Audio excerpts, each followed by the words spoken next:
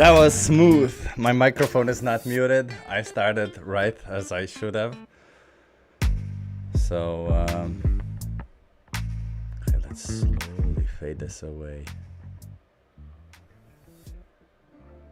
Yeah. Hello, everyone. Hello, hello, hello.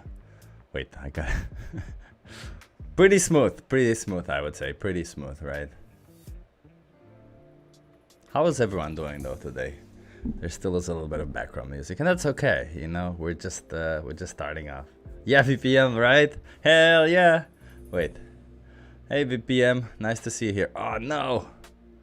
Wait, now you can see it. Hello, hello VPM.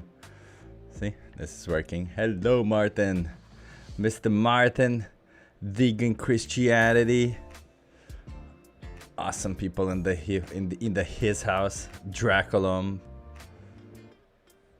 Here we go, vegans. Here we go. Here we go. We're gonna have a good time. Yeah, we're gonna be chilling for a little bit. Just a flying visit to show support. Well, I appreciate you being here either way. You know, even if you're just flying by, moving there and everywhere. Things. Hello, Brett, Mr. Brett person. Looking cool. Looking cool. Looking cool. Yeah, well, I just thought, you know, we would chill today for a little bit. I've been having, you know, people coming to my house and staying at my house because of AV the whole month. And obviously I enjoy the people, but it gets tiring, you know. Sometimes you need a little bit of privacy. But hey, I'm in my house. I'm gonna be walking around naked when I want to, if that's what's gonna happen. I don't know, it's kind of weird to say, but you know, it is what it is. Yeah, and I thought it would be interesting to just watch some things, because I actually made a story on Instagram. I wasn't sure if I should do a stream today. I wasn't sure what to do. Oh, by the way, there's a lot of stuff missing here, as you see. I had a little plant here in the background, right? I'll tell you the story after this, but I had a little plant here in the background. Then the door is closed. I also had like this acoustic thing that it's missing. The megaphone that's missing. And I'll show you also, I want to show you also, by the way, the alien thing that we've been doing. I think you'll find that very interesting. The alien experiment that we did, because I've been wanting to show it for a while and we didn't get a chance. So we're gonna go through all of that, and I have a couple of videos. I have so many videos actually to watch. It's insane, and so many just came up right recently. But as I was saying, like as I bike from one place to another, I went to meet a vegan friend today, and we went to this bakery. By the way, amazing bakery, Saint Jean. If you're ever in Amsterdam, oh, I gotta show you. Wait, maybe I can show you this bakery before we even get started with all of this. Saint Jean Bakery. Show you, fully vegan bakery. By the way, there's so many stories I want to tell you guys. Like, I'm just like, what the hell? I'm just full of stories. Okay, so this is Saint Jean Bakery. I don't know what to tell you. They almost every day have different things. And we went to this today. I actually didn't get anything because, you know, I ate at home, but I went there to meet my friend and she had something. And, bruh, when people say they can't be vegan, I'm like, what the fuck do you mean, man? Look at this. Look at this. Look how good all of it looks. Look at it. It just looks amazing. And they taste amazing too. And there's always a line outside. Like, there's always a line outside. Anyway. And since we're talking about restaurant, I want to show you another cool restaurant. Wait, what was it called? I found out about it recently. That looks amazing, right? Yeah, it does. Hey, Zevik. Nice to see you here. Yeah. Wait, just recently. I found out about another really cool place. Let me show you. Give me 1 second. When B12 Babe was here, we went to this, oh, maybe I put it back to the me alone thing. Yeah. So when B12 Babe was here, we went to this place. We found out that there's a place that actually has vegan ice cream, but they don't say that the ice cream is vegan. So there's a fully vegan ice cream place in Amsterdam. No, I can't find the name now. But they don't say that it's vegan. Ah, wait, Happy Cow, I find them. And I cannot tell you how. Wait, it's called. In case you guys are in Amsterdam, just telling you. Wait, vegan ice. Arte Vanilla. It's called. Wait, let me see if they have a website. Arte Vanilla. It was such an amazing experience at that place. I actually had ice cream. I don't like ice cream, by the way. FYI, I'm a person who doesn't like ice cream. I know I'm weird. I don't like ice cream. That's it. Don't shame me for it. But I actually did like this one, and I do like vegan ice cream. I think I just don't like ice cream when it's not vegan. For some reason, I don't like that taste of that dairy stuff. So they make these amazing ice creams. Obviously, you can see they look freaking amazing, right? Like, look at this. Oh, just thinking about it is delicious. And they also obviously have pastry and stuff inside. Everything is fully vegan, and they're gonna make they said they're gonna be making breakfast also. It sounds like I'm making an ad for them, but honestly, I'm just like telling you guys if you're here, because it doesn't say vegan, but it's all fully vegan, and it's a new place. There was a line outside, like nobody knew that it's vegan, so there was a huge line outside when we went there. Amazing. But the most interesting thing is, I don't know if I can show you here. Like there's this booth here inside, and there's 2 people. And on one side, we went somewhere in the back because you just wait and then somebody serves you, right? But they don't really show you the flavors like they do in normal gelateries, right? Where you have like this scoop of things everywhere that they have them shown, right? And they just go and scoop from them. No, they have them like in this vats, you know, where they lift up the lid, take it off and put it on your cone. And it was so interesting because the guy that we went to, first of all, the first thing I asked, is it vegan, just to be sure? And he said, yes, everything is fully vegan. And he said, oh my God, like he recommended us the best ice creams, but he was such a nice person. He gave us to try them. He's like, oh, you should try this one. Oh, this pairs really well with this one. We got 2 scoops each, and both were absolutely amazing. I think B12 Babe got like some form of chocolate, but it had a different name, way special, something like Nutella, but with coconut. So it was the bounty experience, he called it. And I had this really interesting cherry,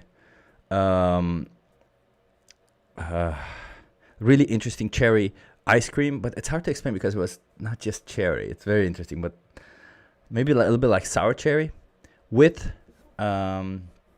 stracciatella. So I wanted something like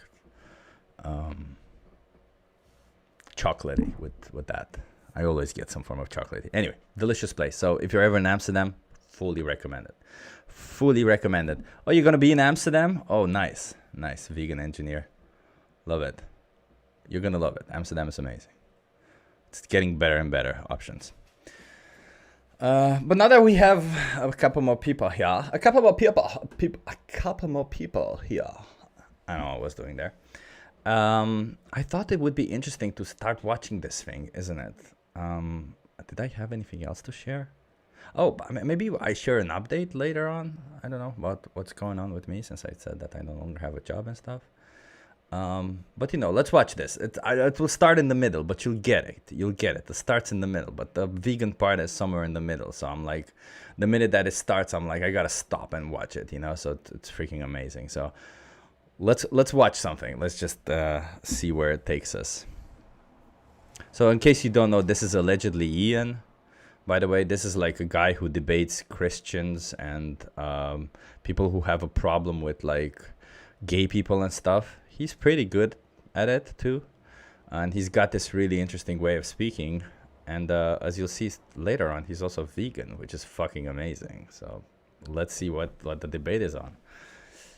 Every single day getting torn to shreds. Yeah, so his whole argument was, do parasites prove God is cruel? That's essentially what he was saying, which is a very interesting thing to say.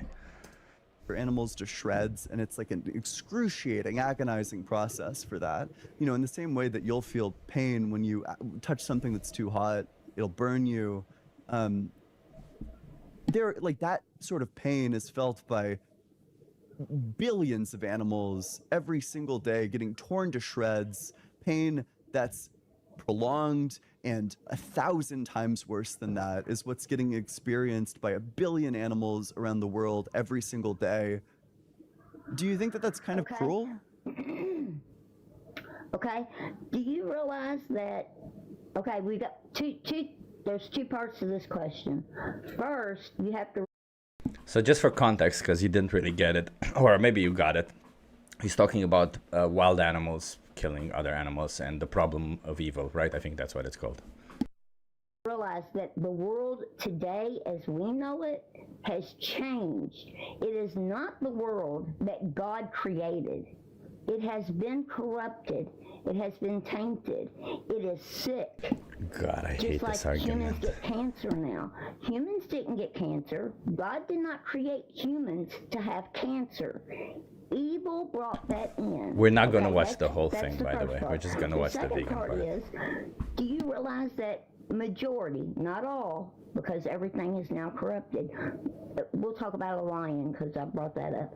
Do you know that a lion, their main goal is to grab the animal by the neck and kill it.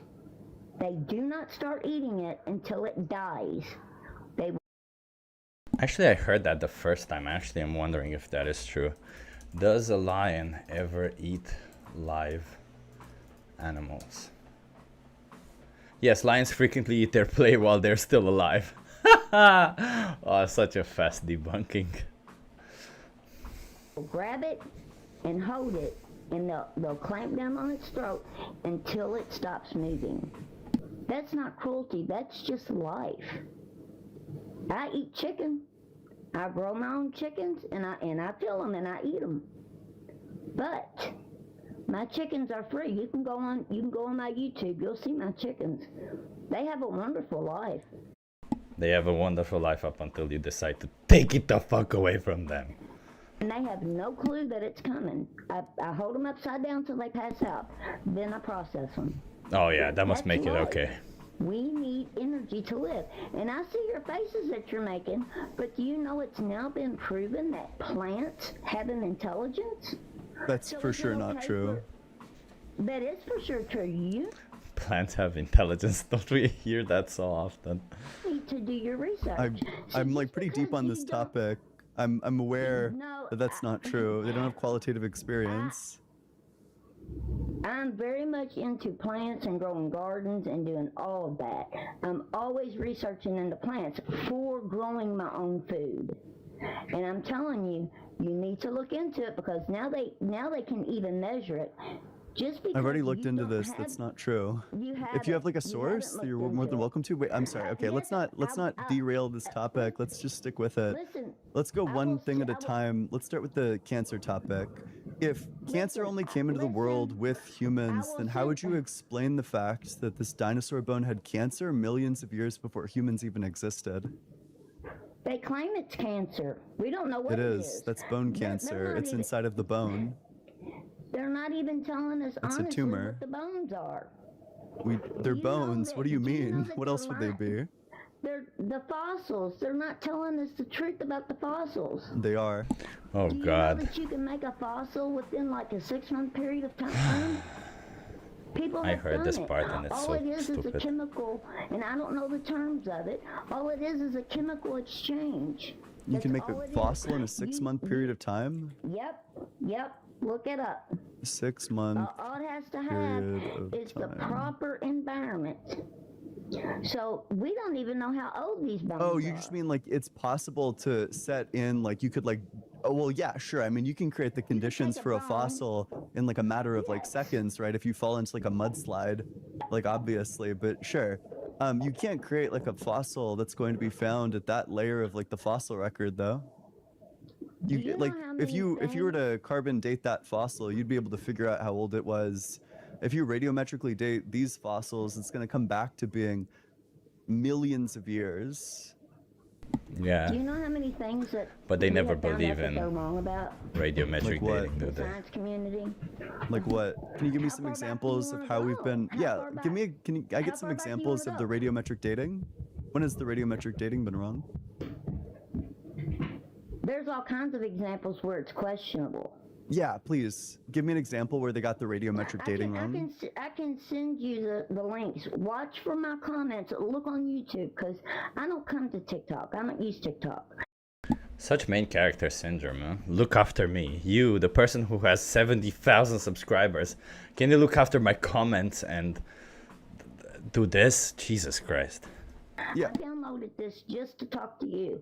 Watch for my comments on TikTok. I'll send you some. TikTok won't let you, YouTube won't let you put links, but you're intelligent. I'll give you the names of the people, the videos, excuse me, and then you can look it up. Let's just do one at a time. Let's do it. Wait, I want two things. Let's do it right now.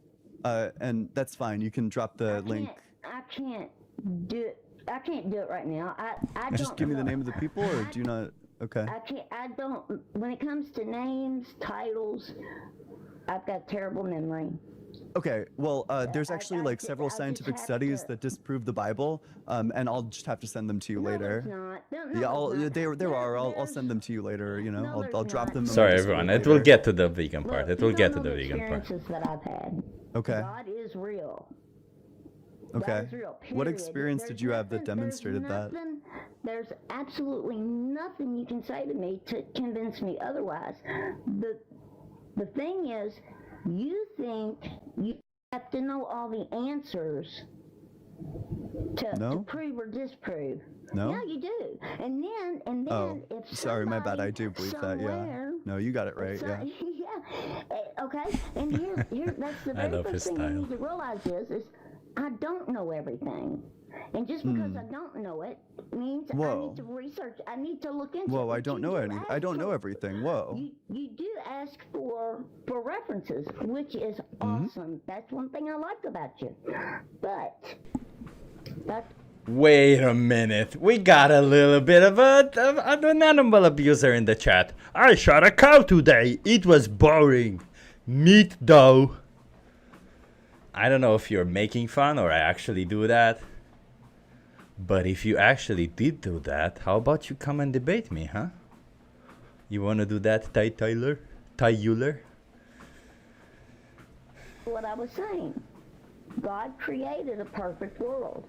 It was perfect. What's the evidence of that? The evidence is if you take away sin, everything goes back to being perfect. That's the evidence of it. Like Do you what? know that That's just not true. Anything. Name something. Like, for example, I don't know, the fact that animals tear each other to shreds. What That's sin a is? part of life. What sin do you need to That's a take part away? of life. But okay, do you think that there's I think it's starting now. something bad about doing like dog fighting pits? Oh, by the way, this is really interesting experiment. Hear this. Yes. Yeah, See, that's sure, but what's different. the That's wrong thing different. that's present in dog fighting pits? What's the wrong thing that's present in dog fighting pits? That's a very good thing to ask. What is the purpose of a dog fight? For entertainment, I would think. Entertainment. Yeah. Nobody's getting nutrition out of that. There's something holy and sacred and appreciative about a life. What if you giving ate the itself what if you for ate the to losing have dog nutrition. afterwards? No. Would there be something Because wrong now with you're eating the just- losing dog afterwards? Like, what would be wrong with Yeah, that? because you're being cruel. Oh, You're yeah, it's being cruel, but what about it is for- cruel? Is he a vegan?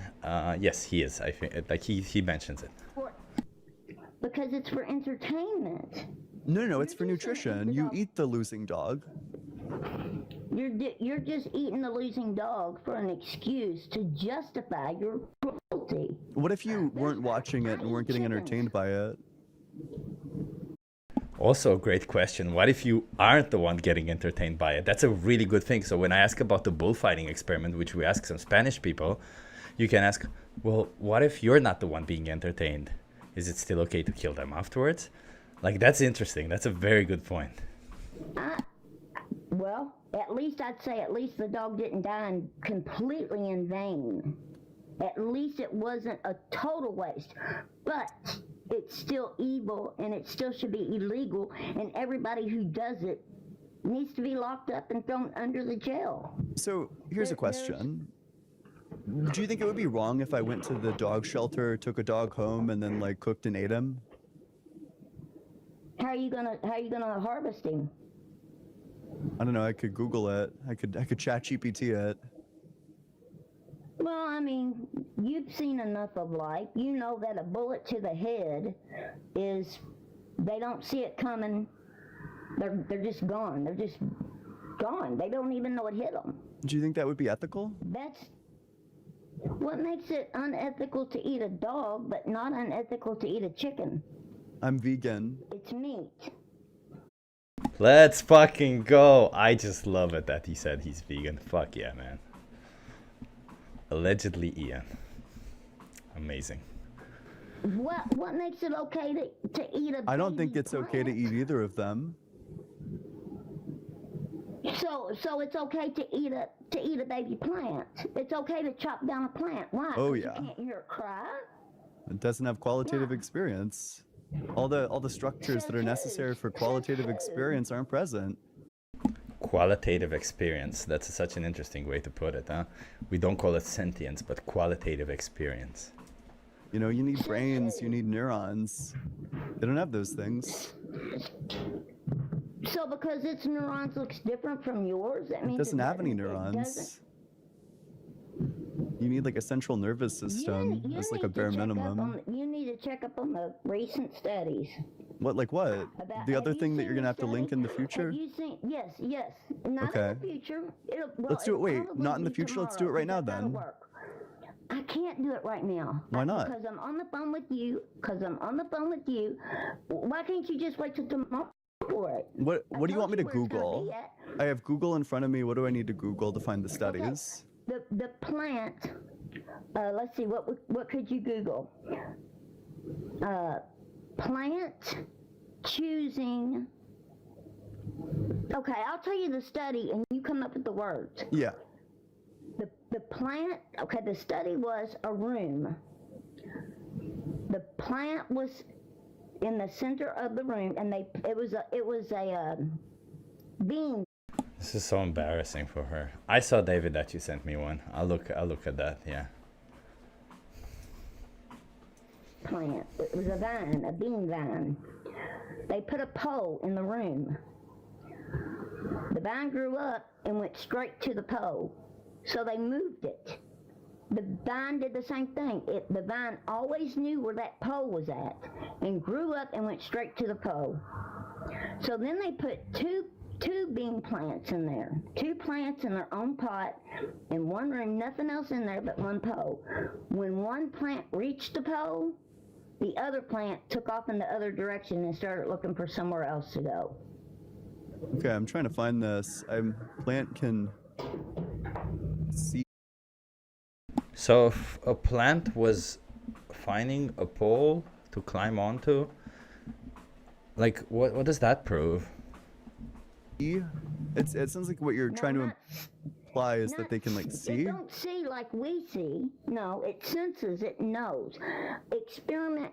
Look, I've got an autistic grandson I'm taking care of, and he's been sick, and he's asleep in the other room. If you let me not talk for just a couple minutes, I'll Google it real quick, and Sure. we'll pull it up. That's fine, yeah. Okay. That's really Okay, fine. Hold on, I gotta be quiet.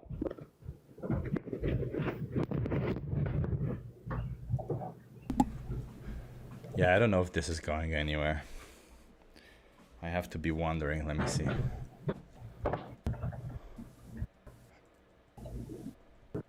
But Can you just wait till tomorrow? Because Yeah, name on obviously. YouTube. yeah, I got a question. I Okay, just yeah, thought that's of a it. It's my own original question. I just thought of it. Nobody's ever asked it before. Okay. What is true of a dog that if it were, or sorry, let's do He's doing NTT. Let's go. I don't know, cows. What's true of a cow that if we took that same trait and gave it to a human would justify slitting their throat and selling them at Whole Foods for consumption?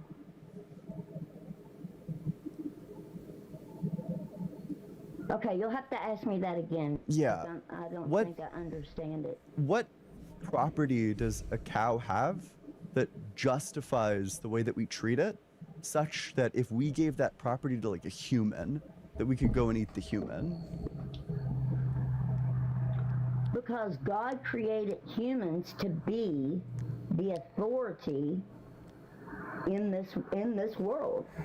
He created this entire world for us to experience life. I see. Could I eat an So angel? our souls, huh? Could I eat an angel? An angel's not flesh and blood. That's such a good question. Could I eat an angel? Ian pronouns are they, them, by the way. Oh, they, them. Okay, sorry. Thank you for correcting me, Neil Smith. Don't they come down to the earth sometimes? They're not flesh and blood. But don't they come They're down to not the like earth? you and me. Yeah, they come down to the earth. Okay, let's say Can you eat a lightning bolt? Can you eat a? no, probably not. Can you eat? Let's say- it's the let's same say thing, it's a God- different energy. Let's say God gave them a flesh and blood form. Could I eat that? See, why are you asking ridiculous questions? Why don't Because you your ask sincere view questions? is absurd. The That's such a good thing to say, your view absurd. I think we have so much to learn also from other people who don't just do vegan outreach, right? It's very interesting to hear. Like, it's slightly different. idea that it's okay to eat animals leads to like crazy bullet bites.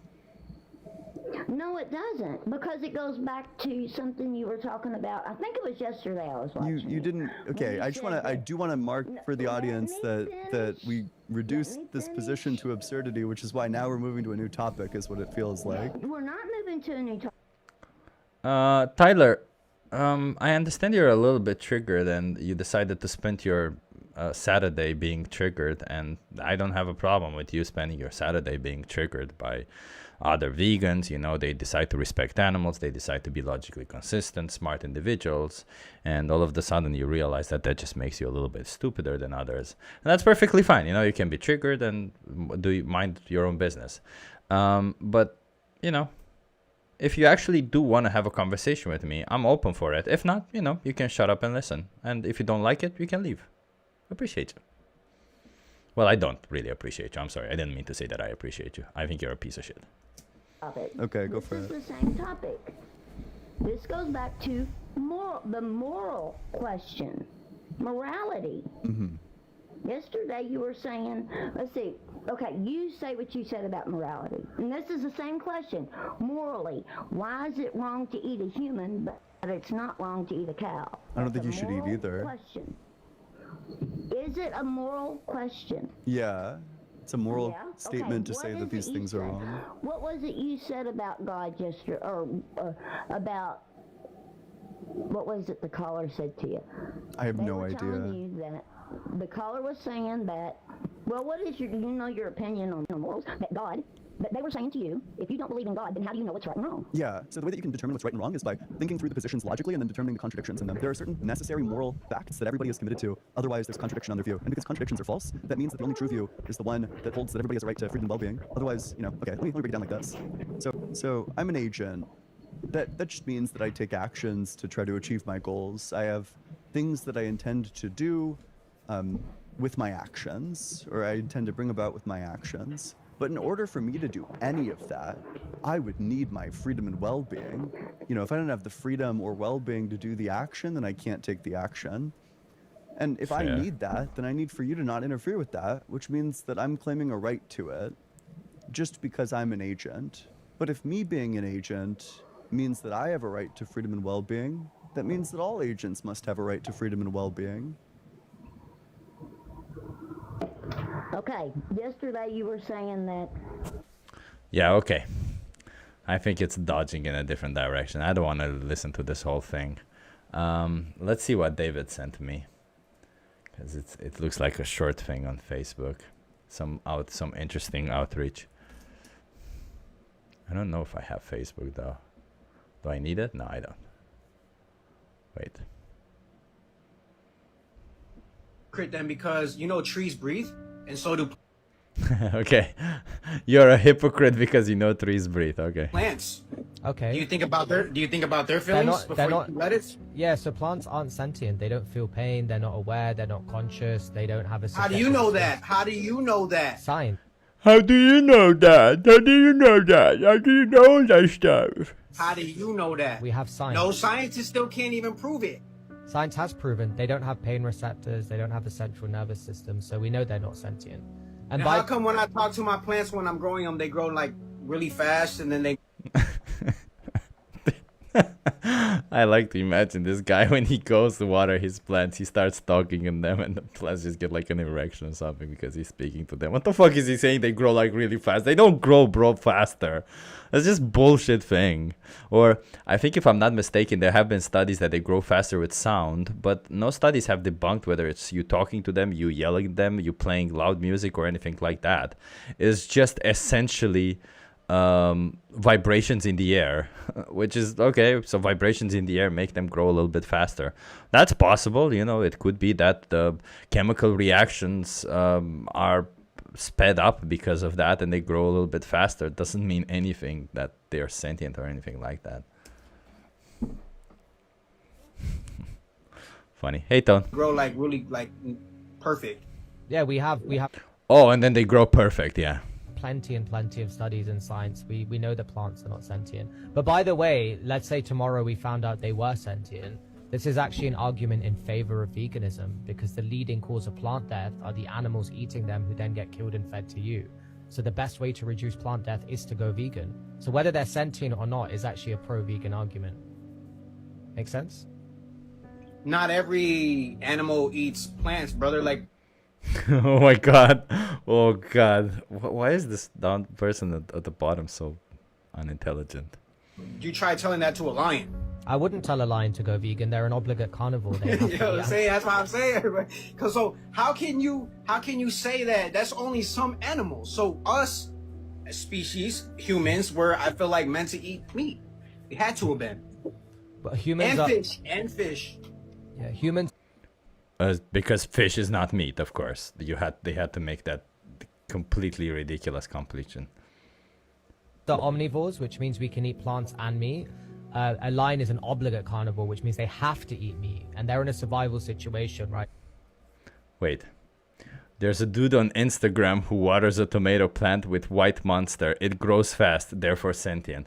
I mean, obviously, it likes white monster. That's the conclusion. VPM. It likes monster energy.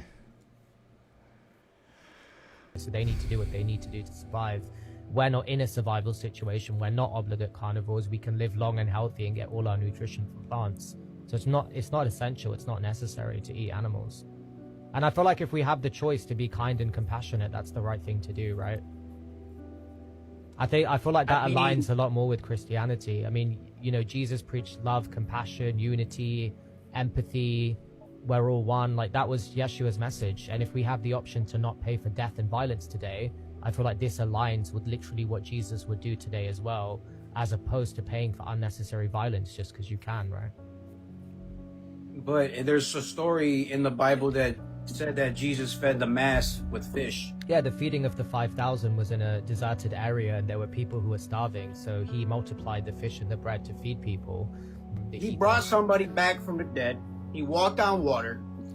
I'm pretty sure if Jesus wanted to spawn some lettuce, he could have. Probably. All right? But it's also worthy questioning. It's also worthy questioning, why did he not consume any animals in the whole Bible until after his resurrection? He supposedly ate fish to show one of his followers he was in the flesh. But in Jesus' entire life in the Bible, there's not a single verse of him ever consuming an animal's body. Yes, he fed people fish. Yes, he took part in Passover meals where lamb was part of the tradition. But there's no direct mention of Jesus ever consuming an animal in the Bible. And I think that's very, very relevant, don't you? That's interesting. I wonder if that is true. I mean, you do got a point there, but at the same time, I just, to each its own. If you don't want to choose to eat beef because you feel bad for a cow or a calf or whatever, that's you, brother. But so it is good for you. It's not just good for the planet, it's good for the animals. But going back to what I was going to say, right, if you want to quickly touch on the Bible, why do you think in Genesis 1:29 the Garden of Eden was vegan? Like, why did God make the ideal reality with Adam and Eve? Why was it plant-based? Maybe you didn't know that, but then the question would be is maybe... No, I knew that. I knew that. Go ahead. No, I knew that. Yeah, but I never thought of it like that, just being just plants, because I knew that. Okay, shut up. I knew that. Yeah, I know the Bible. I read the Bible every day. In my group, we can tell how intelligent somebody is based on how much you know from the Bible. That's how we measure intelligence in my group of people. We don't actually care if it's true or false. We just care about how much you know, and that's how we measure superiority. For example, my friend yesterday didn't know about that one passage, and I did. I'm clearly better than them now.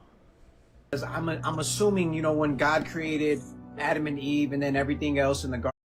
I generally think like there's a lot of people who are religious who genuinely think this way, that the more you know from the Bible, somehow the better you are or the smarter you are, which is such silly thinking if you think about it.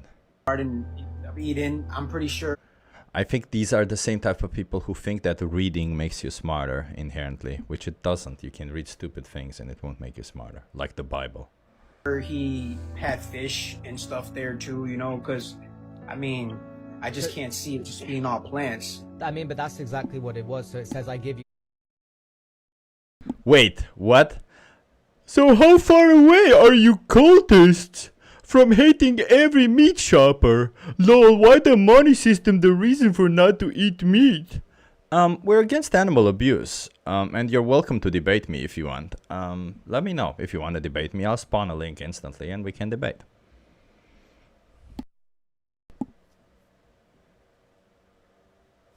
So, Mesa Boogie MK5, really weird name by the way. You're welcome to debate me and you'll understand maybe, or to have a conversation with me, not just debate me, on veganism. You're welcome to do that with me. Absolutely no problem. Audio is low? Do you mean my audio? Do you mean my audio or another audio? Or the stream's audio? Is my audio low? Should I increase it? Wait, let me increase it a little bit. Is this better? Sorry, it's a little bit too loud right now. Is this better? Better. Okay. Every seed-bearing herb for you, which shall be for me. It was after the great flood when it wiped out all the habitation, and obviously after the sin had happened. That was when God then said, you know, I note to Noah and his sons in Genesis 9:3, you know, everything that's moving shall be meat for you. But what's interesting is in Genesis 9:4, straight after that, it says, but don't eat meat that has lifeblood in it. And blood is referred to as life in the Bible. So it's specifically even saying when Noah and his sons were given instructions to eat animals, it's saying don't eat animals that still have their lifeblood in them. And also you should look into Isaiah 11:6. It shows you that when this unity period happens, where there's a peace happening, the wolf will lie with the sheep and stuff like that. It's this period of all of us coming together where again we're in a harmony state where we're consuming just, you know, plants and trees. So wait, we have this person. Somehow, as long as we have a culture and conditions, we have to be vegan, lol. No, you should be vegan regardless of cultures and conditioning.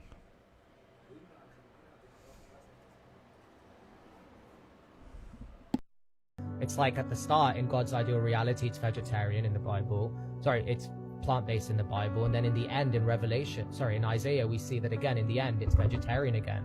So I think those are two signs in the Bible that God's ideal reality doesn't consist of consuming animals and paying for their death unnecessarily. Also, Jesus preached about compassion to animals as well. He says, if your sheep falls into the Sabbath, do not help pick it out. He said, are 2 sparrows not sold for a penny, yet not one is forgotten by your Father. So there's many, many quotes in the Bible of having compassion and love towards animals. I really like. Hey, I'm not gonna lie. You do know a lot about the Bible, and that is. I told you, it's about how much you know about the Bible. That's it. That's how you gain respect of the religious people. It matters how much of the Bible you know, how much of their sacred book you know. If you know a lot about their sacred book, that's it.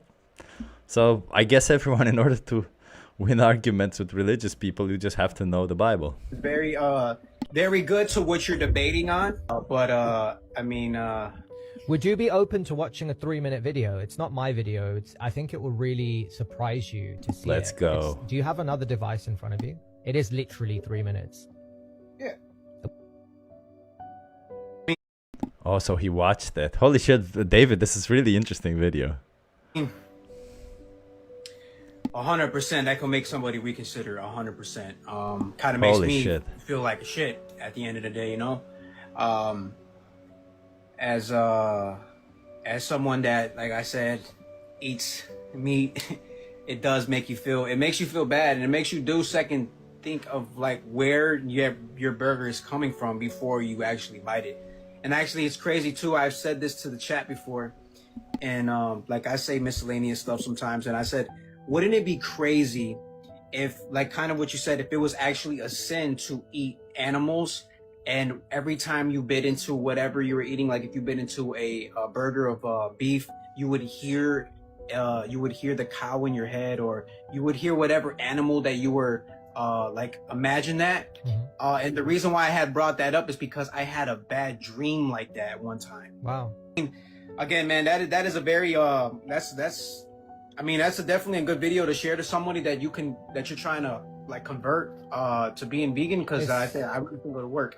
Yeah, it's not even about converting or feeling really bad. It's about just seeing what you're paying for and then deciding, like, is this something I'm comfortable doing, or is this something that doesn't align with me? Would you be open to like maybe having plant-based meat alternatives and stuff like that? Like when you go shopping, just trying. You're shit. You're a hypocrite then, because Shit, I'm sorry. I accidentally clicked away. No! And there's no move away. There's no going forward. What the fuck? Oh, I'm sorry. No! I accidentally pressed on that. Sorry, everyone. I was curious if he was open to it. Is there any way that you can scroll further here? trees breathe. No, you can't And scroll so- further. Shit. Oh, David, you have to tell us how this ends. I'm sorry, David, you have to tell us how this ends. I'm now curious. I'm invested. Maybe I let it play in the background while we watch something else.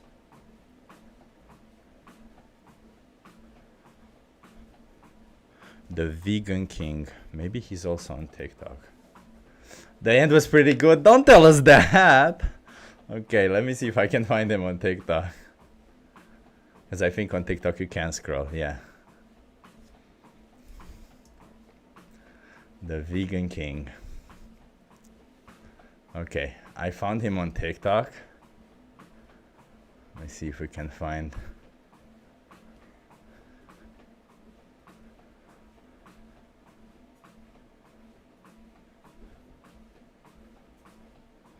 I'm just showing you what I'm seeing. Yeah, this is the one. Okay. You're a hypocrite then, because you know trees breathe and so do plants. Okay. Do you think about their feelings not- before they're you not- let it? Wait, is this also not? Oh yeah, I can forward. Ah, hell yeah.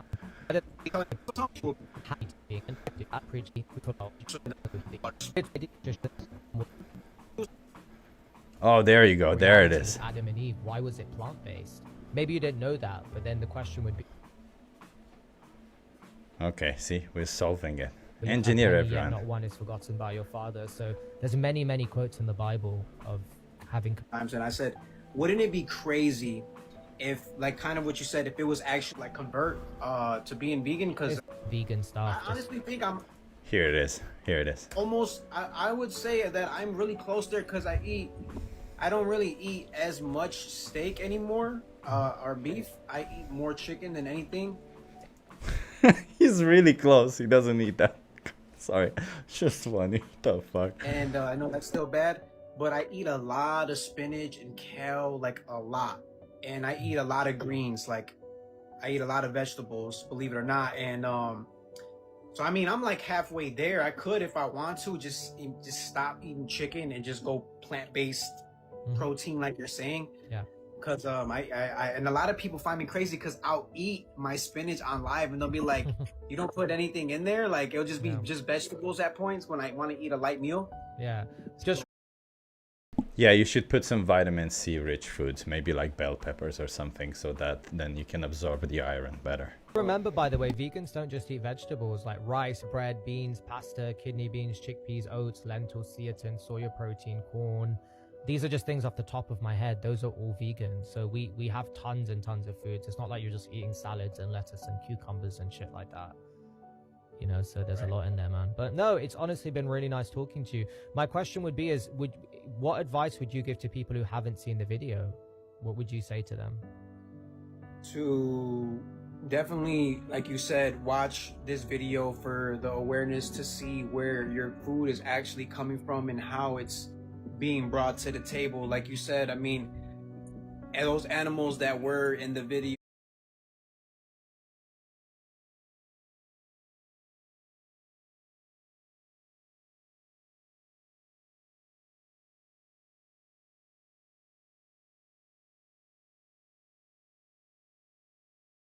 at one point had feelings, and it does. I just realized I was muted. What's the problem with oxalates? Tell us. Since you think he needs to be careful. You know, it makes you second think everything. It does. And if you're one of those, you know, arrogant, very stubborn, oh, I don't, you know, this and that, then obviously they'll probably look past it. But if you have a heart to what you're saying, like I have this little guy in the room with me right now, and I wouldn't put him in that. I wouldn't put him in that warehouse. You know what I mean? Yeah. So along with those other animals, like they have the same conscience as him. So why not give them a chance? Absolutely, man. And that's what I recognize as well. Is that a female or a male? That's a male. Yeah, I have a girl dog, and she's literally like my child. And when I look into her eyes and I see her personality and her preferences and how like she's literally like my child, I recognize that other animals like pigs and cows, they're literally the same. They just look different. It's just an appearance difference. And then the question becomes is, should we treat an animal that differently just because they don't look as cute? But, you know, maybe something to think about. But thank you so much for being honest and open, man. I really appreciate it. Yeah, man. At first I was bantering, but hey, it's all love, brother, man. It's nice meeting you. You too as well, man. Have a good night. Take care. That was some pretty good outreach right there. Nicely done, David. Thank you for the suggestion. Let me stop this. That was some really good, interesting outreach. I think it's keeping calm with them, like especially people who have their ego a little bit up. It's important that we keep calm with them, right? They cause gallstones. I think that's true. Let's look that up. Do oxalates cause kidney stones?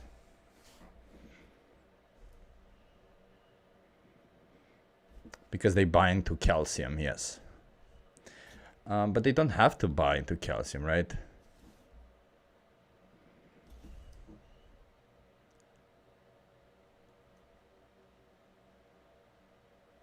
Oh, but you have to pair them with oxalate-rich foods. Interesting. But, you know, you can eat kale. I switched from spinach to kale because there's absolutely nothing to bind to anything in kale. Okay, let's move on.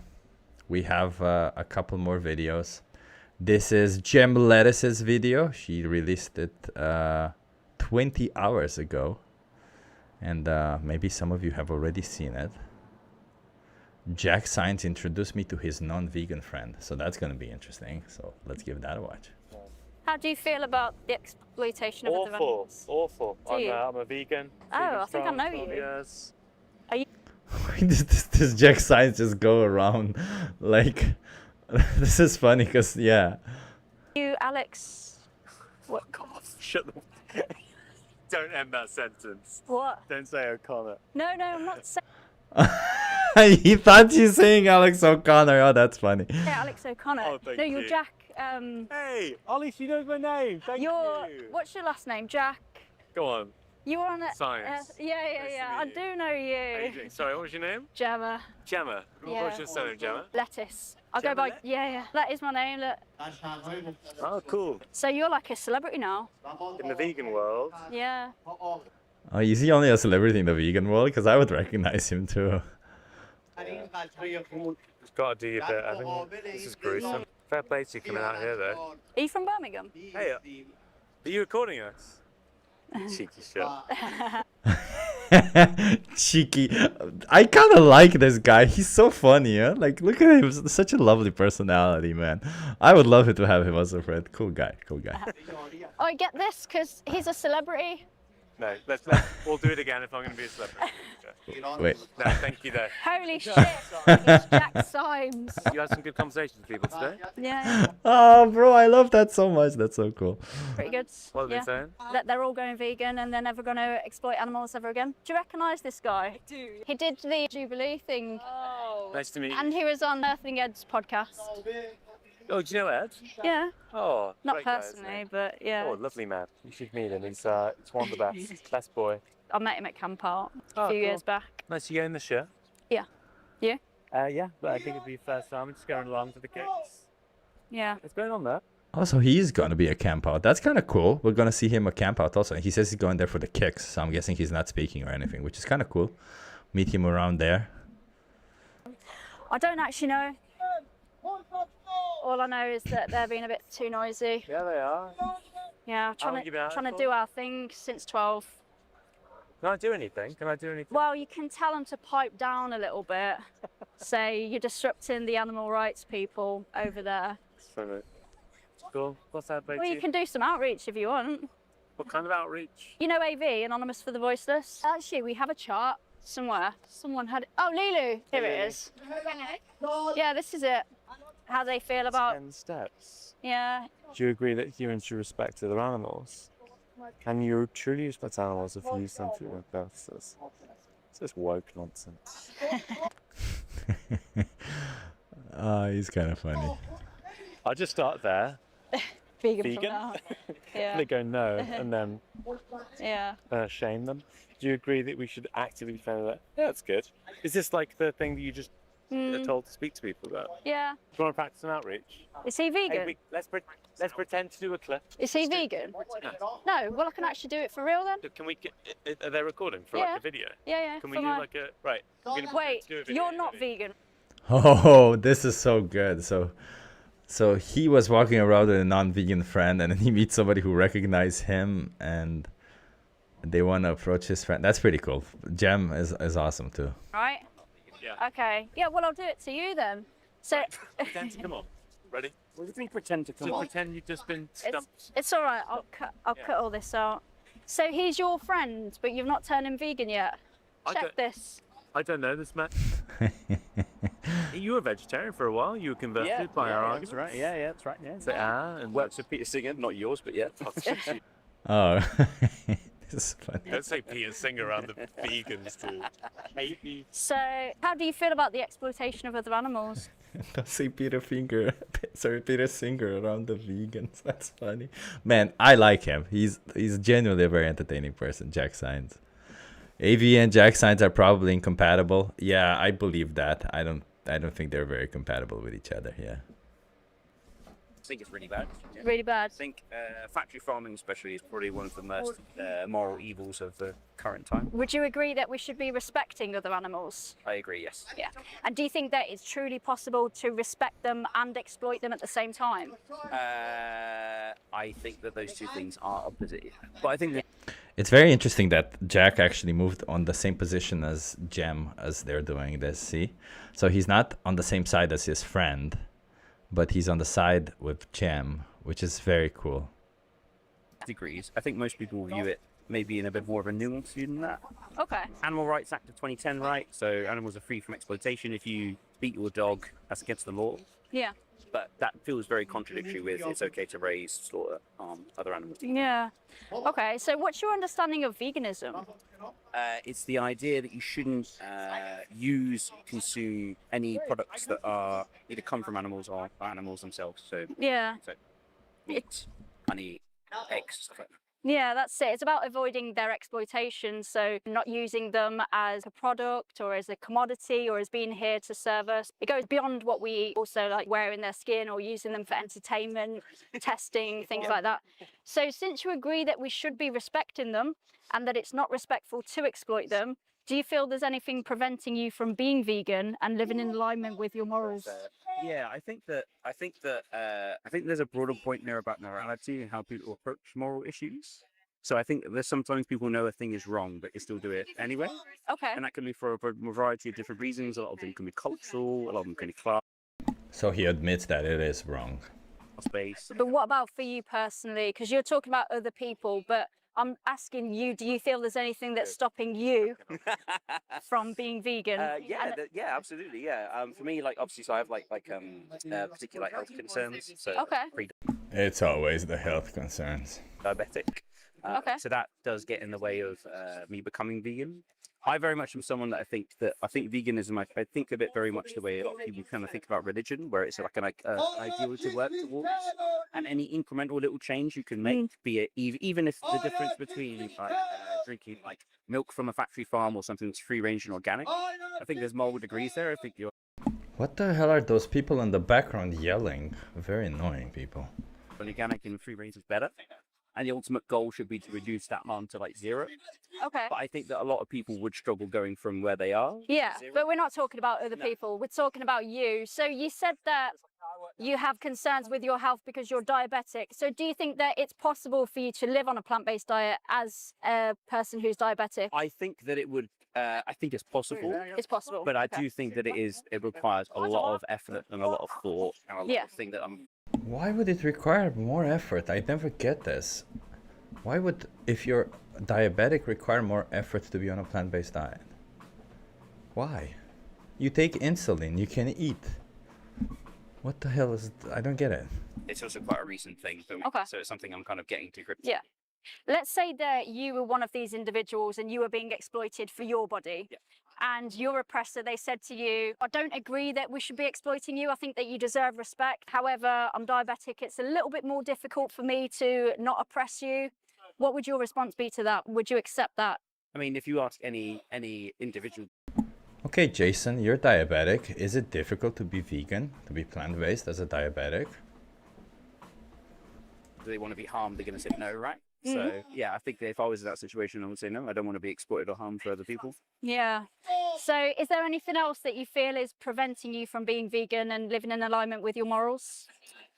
Yeah, I think that like I said, I think that the cultural norm of consuming animal products, Thank be you. it for things like clothing, diets, etc. To say they're heavily ingrained would be an understatement. I mean, these are things that have been part of the human experience since there's been people. So I think I admire the vegan project. I think it's really admirable. I think it's something that is very much in the future going to be considered the norm. I think we will look back culturally and see it as something that was really horrific and we shouldn't have done. I agree, like slavery, Yeah. sexism, all those sorts of things. Yeah, and you can choose now whether you want to be on the right side of history or on the side of history that's continuing to do this, I mean, right? history, right and wrong sides of history I have a bit of a problem with. Again, things are often more grey than false binaries. But what I would... Oh, I would have asked him just now, okay, well, which side of history would you have been on during the German occupation of Europe, during the Nazi times? say is that I think that it's down to each individual person to kind of like try it for themselves and make those incremental changes and see if they have benefits and see if they appreciate them and like them and enjoy them. And if that helps them going forward. I think that over moralizing the issue, I think it's important to moralize the issue. It is a very moral issue. But I also think that human psychology works in a manner that people do not like being moralized to. People don't like being told that their desires are... I dislike this so much, this argument. Hey, I'm speaking to you. I'm trying to get you to understand that something is right or wrong.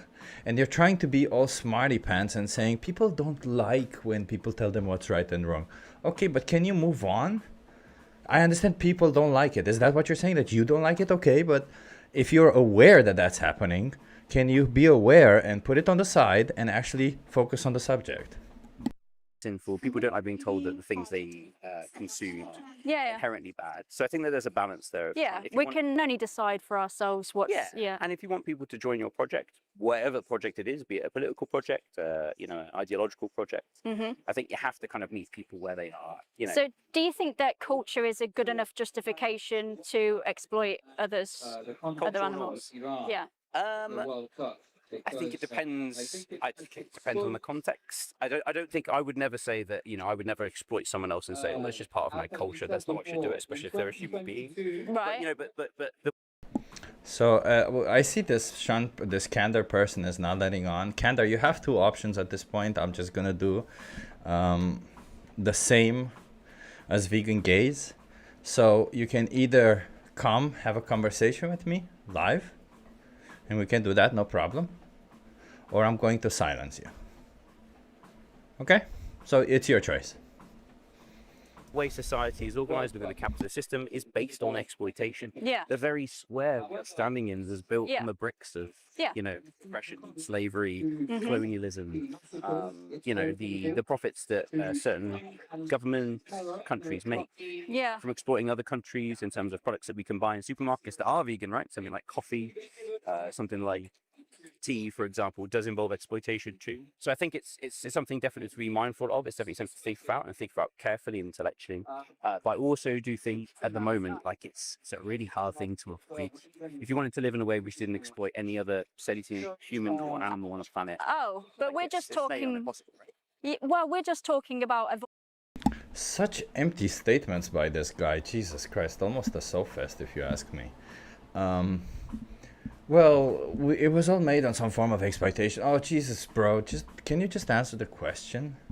Avoiding where we can. So Sure, absolutely. avoiding their flesh, their secretions, avoiding using them for entertainment. All of these things are very possible. Yeah. You know, we can't look into every single tiny thing and say, is there any exploitation behind this? I feel like saying, oh, well, there's exploitation in everything is kind of almost like an appeal to futility. It is, but again, I think that there's kind of like degrees, right? So, you know, I think it's not saying that you can't, there's no difference between buying something from a supermarket that's, you know, factory farmed and not. There is a moral difference there. And you don't want to say like, oh, you know, all governments are based on exploitation due to colonialism, therefore I should never ever involve in any form of like morality. Yeah. But I do think that kind of, again, like the kind of argument of meeting people where they are within a particular capitalist system, within economic recession is important. And if you want to encourage people to do the right thing, like if you want to make sure that they are on board with the project and stick with the project. Here comes the how to do activism advice. That you're interested in, that you're passionate about, care really deeply about, then I think that kind of encouraging any form of change that is beneficial is the way to go, right? I mean, even if I talk about like, this is gonna sound really ridiculous, even encouraging like your mother to buy organic milk rather than like the most cheapest milk in the supermarket. Why would you encourage her to buy organic milk rather than any other milk? Well, as opposed to like the cheapest factory farm stuff. Yeah. Why? If there is a difference between like factory farms and organic or free range. Well, the animals are still exploited. They're still having their lives. 3,000 dairy farms on Germany say differently. The study says that factory farms actually are, the animal welfare index is fairly similar. Taken. They're still being forcibly impregnated, having their babies taken. But would you say that those degrees, I mean, I guess it depends on the brand. I can't think of a single one off the top of my head. But there's degrees of exploitation, right? I mean, but you could say that organic farmed cows suffer even more than those on a factory farm, because you know organic cows, they don't get medication when they're ill because that would ruin the organic label. Let's So go, all Jen. of these labels, they exist to make humans more comfortable with their purchasing choices, not for the well-being of the animal. Yeah. I mean, I'm not making the It's argument marketing. Yeah, I'm not making the argument that kind of drinking. What an excellent point brought up by Jem. Well put. Awesome activist, Jem. Imagine someone saying all of this when any other injustice is brought up, right? Like, imagine how ridiculous it would be to be like, yeah, well, you know, we should treat the slaves a little bit better and then we should free them, you know, maybe. I mean, sure, the ultimate goal is to free them, clearly, but, you know, we should at least give them good conditions, like make laws that we're only allowed to beat them, but not actually kill them. Is ethically permissibly The argument I'm making is you've got to meet people where they. I understand. Most people I drink understand. milk, right? Yeah. If you want them to drink less milk, would you go from an argument of degree, or would you go from an argument of moral purity? Because I wouldn't say that veganism is moral purity. I would say that it's the ethical baseline. It's the least we can do. No, it's just to leave others alone. I think that is a very respectable position, but I don't think it's a mainstream one. I think if you meet people where they are, you're more likely to get. You keep saying this. What do you mean by that? Oh, he keeps being a victim in this, all of this. So annoying. What percentage of the UK is vegetarian and vegan? Is it like 20%? I'm not talking about vegetarians. This is just. No, that's. Oh, look at that. We got another one. Slavery fallacy. Let's see. Never heard of this fallacy. What is the slavery fallacy? The slavery fallacy refers to historic and philosophical realization that slavery is justified, natural, or economically necessary. It encompasses a cluster of debunked arguments used to defend the practice, notably the belief that certain groups are inherently inferior and naturally suited for bondage. So the slavery fallacy, as you called it, is actually what we do to animals, calling it that they're inferior and naturally suited for that. So that's the slavery fallacy. Interesting. Okay, good to know. So, interesting. So people, when they bring up that they're inferior, they're actually using the slavery fallacy. What I'm saying is, like, it's not a, it's certainly not a quote. Yeah. Like, you know, the first rule of democracy, you've got to learn to count, right? Like, you've got to meet people where they are. Most people aren't. Yeah, I don't know what you mean by that. Meet people where they are. The first rule of democracy is you gotta meet people where they are. Is that what he said? So everybody's exploiting animals at the moment who's not vegan, right? Sure. Meeting them where they are would just be them carrying on doing what they're doing. No, but like, what? So, like, people don't change their opinions through just some. No, I'm not trying to change anyone's opinion. You've already agreed that this is wrong. Oh, sure. I'm just asking you to be consistent. Oh, yeah, but and with your moral actions. inconsistency is part of human experience, right? There's some things that we're really passionate about. Oh god, moral inconsistency is part of human experience. Therefore, it's okay to be morally inconsistent and say that rape is wrong, but from time to time do it yourself. That really kind of really light our fire that we really want to care about and change for the better. Yeah. And it may not appeal to other forms of society. I think trying to get people to be consistent with their ideas is really important. It's something that most people don't even think about at all. Yeah. And something that a lot of people really struggle to think about consistently. But you could choose to be consistent with your views, right? I could choose to do so. I think the idea that it would impact my life at the moment in a way that I'm not really ready. More than you're impacting their lives? As in, like, the lives of, like, dairy cows. Yeah. Yeah, absolutely. Yeah, I mean, all the animals that you exploit. You can't eat cheese. You can't eat butter. You can't drink. Well, it's not that you can't. It's that you'd be choosing not to. It's not like you can't do those things and not acknowledge that it involves exploitation. Right. Yeah. Can I give you some perspective here? Because you're thinking about things from your perspective, right? Sure. But there's a victim at the end of your choices. You're saying, oh, but it's inconvenient for me and it's hard for me. We have to think about them because they're the victims at the end of your choices. Absolutely. Like, you know, when you buy a really cheap t-shirt from Primark. Oh, I was almost certain he was gonna go down the route of t-shirts, phone, camera, all that stuff.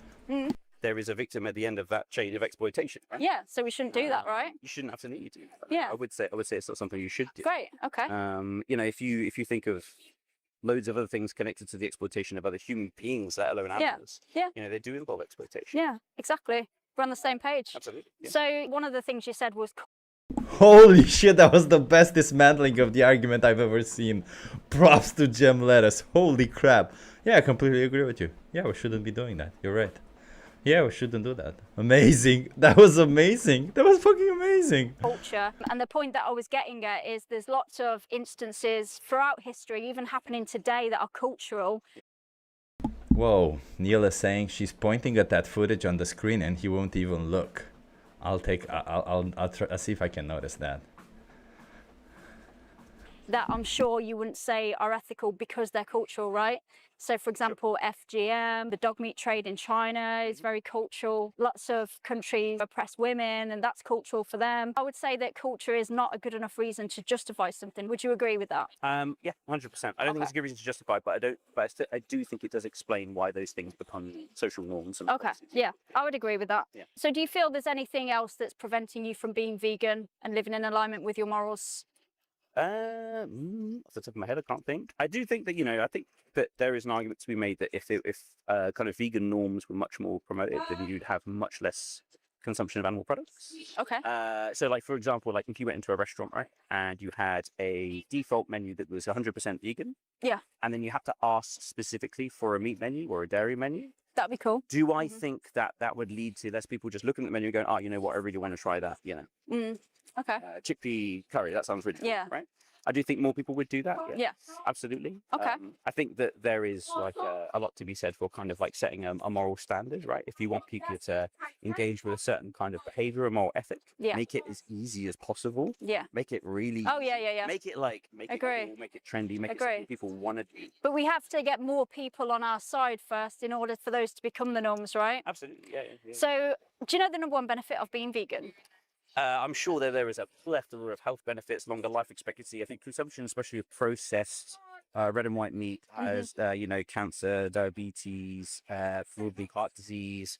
I can imagine the obesity epidemic is mostly caused by cheap ultra processed meat. Yeah. As far as I'm aware, there are only health benefits. Yeah. I think that depends on the person. I do think you got to take health stuff carefully. A lot of people do have individual health concerns which they might benefit from consuming certain products, like fish, for example. But I don't think that's a blanket rule for everybody. Okay. I think if we take, a culture like the UK, for example. If everyone has individual health concerns, how do we deal with it now? It's not like animal products all of a sudden erase all forms of individual health concerns. We have a variety of products in the supermarket that you can choose, and you can still do that on a plant-based diet. Does have issues with that childhood obesity? Does have issues with those sorts of things? Yeah. Yeah, there are definitely So strong there's loads of health benefits. To encouraging people to consume less meat products. Well, the main benefit is always for the animals. So for them, they're no longer being exploited on your behalf if you're vegan. But then for you, when you say that they deserve respect and that it's not okay to exploit them. Not at all, VPM. She's a pro. She's a freaking pro. You won't be living as a hypocrite because your actions will be in line with your morals. Yeah. And I've got two more tricky questions. So the first one, if you were in the position of the victims and you were being exploited for your body, wait, I haven't finished the question. Go for it. So if you were in the position of the victims and you were being exploited for your body, how urgently would you want your injustice to end? If I was being exploited for my body, being like chopped up and raised to be eaten? Yeah, or for your skin or for someone else's entertainment? Oh yeah, always as immediately as possible. Immediately. No one wants to suffer more than they have to. So how many more animals should be exploited on your body? They get him. Gem is a gem. Yeah. I figured, VPM. I know. Gem is a gem, indeed. Half from now. How many should be? Yeah. I mean, the answer is 0. 0. Yeah, so vegan from now? No, not vegan. Why? I feel You said it should be 0. No, I'm not going vegan. No. I'm gonna oppress the shit out of a lot of animals. I'm just gonna violate some cows, cut the throats of other pigs, but not dogs. No, dogs. No. If I see somebody even giving the wrong food to a dog, I will yell out loud. But a cow, fuck them. Cut their throats open, steal their babies, rape them. It should be 0, but so that would mean being vegan. Just because it should be doesn't mean it will be. But you can choose for it to be. If you think it should be, you're the only one who's standing in the way of it will be or it should be, right? Absolutely, yeah. Why wouldn't you? We've been through all of the objections that you have. You agree that none of them would be good enough for you if you were in this position? Yep. So the only thing that's stopping you from saying, okay, I'm going to be vegan from now is just yourself committing that? Yes, and I think that there is something to be said for... I agree 100% with the line of argument you're making. I think it's very long. He has absolutely no argument. He has absolutely no argument left. Like, absolutely nothing. It's so funny. Listen to how he says it. It's just yourself committing that.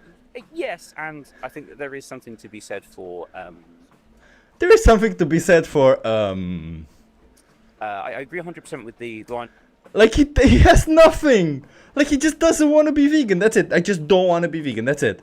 There's just something to be said about yeah, I mean I agree with you obviously. Of argument you're making, I think it's very logical, very coherent, very consistent. But I think logical argument only goes so far when it comes to being vegan, rightly or wrongly, probably on the wrongly side of things. I think human beings often make decisions when it comes to veganism, not based on reason. Actually, I think those arguments are based. But you don't have to make decisions based on that. You know, you're just you know, like a silly ape which is not very good at logic. I think there's lots of things that I know think you are good at logic. It'd probably be a good thing if I didn't drink any alcohol, but I still do because I enjoy it. It's quite yeah, but there's no victim at the end of that choice other than yourself. well, I mean, I don't know how to feel about that. Maybe. I mean, the alcohol. Wait, interesting. To be honest, I don't like this part of AV script. There is a difference between principle and practice. That's why he's so resistant. That's why most people are likely walking away and binning the entire conversation. I also feel the same way at times, VPM. I agree with you on this one. I love Gem. She's awesome. Yeah, everyone loves Gem. Huh? She is really awesome. Being vegan is easy. 100%, yeah. It should be bridged. 100%, yeah, it should. You're right about that. What's the name of her channel? The name of the channel is Gem Lettuce. You can see it. Wait. Gem Lettuce. Production industry also leads to lots of, binge drinking, cancer. I mean, yeah, probably indirectly, The exploitation of poor people, other people that can't stop. Yeah, I'm talking about direct victims. So what's stopping you from saying today that you're going to be vegan and you're not going to be a part of this anymore? You're not going to be responsible for this? It's a good question. I guess, culture, familiarity. We've already agreed that that's not a good justification. Just because it's not a good justification. Sorry, Ali, moral hypocrisy's on the thing. Wait. It's not a good justification. Culture, familiarity. So he brings up the same arguments because he has nothing else. We've already agreed that that's not a good justification. Just because it's not a good justification. Sorry, Ali, Just because it's not a good enough justification doesn't mean I'll stop doing it. Holy shit. Moral hypocrisy's on the thing. Just wants to make sure if you're doing okay. Yeah, good, doing good, thanks. We gotta go, right? Did you listen to all of it? We gotta go, right? We're down to the last question. Yeah. Oh, you got another question? No, we're down to the last question. What's stopping you from being vegan? Because he's agreed with everything. There isn't any good enough justifications to continue exploiting animals. So Yeah, it's a really interesting question. I just don't think I could stick to it. I think. Why? I think I find it really difficult. Why? Because the use of animal products in my day-to-day life is really common. Do you think that you'd find it more difficult to be vegan than they find it if you're not vegan? Oh no, it doesn't excuse the suffering. Not in any way whatsoever. You're right, he can't look at the screen. It's so insane. I don't know this man. Yeah, because the thing is the animals, they need strong people to stand up and stand against the injustice. And if you agree that this is an injustice and you're still doing your thing and you're still supporting it, that's not... I did try and give you an out. Yeah, that's fine. Oh, that's what you meant, Tufty, when you said he tried to give him an out. No, this is fine. Why would you do that? You don't want him to be held responsible for his actions? Jack, it's all your fault. No, I try and convince. You don't want him to be held responsible for his choices. Oh, Jim, that's amazing. Holding even Jack Science responsible. Wow, Jim. Props, everyone. You gotta subscribe to Gem if you're not subscribed already to Gem. She's amazing. So I haven't been able to. No.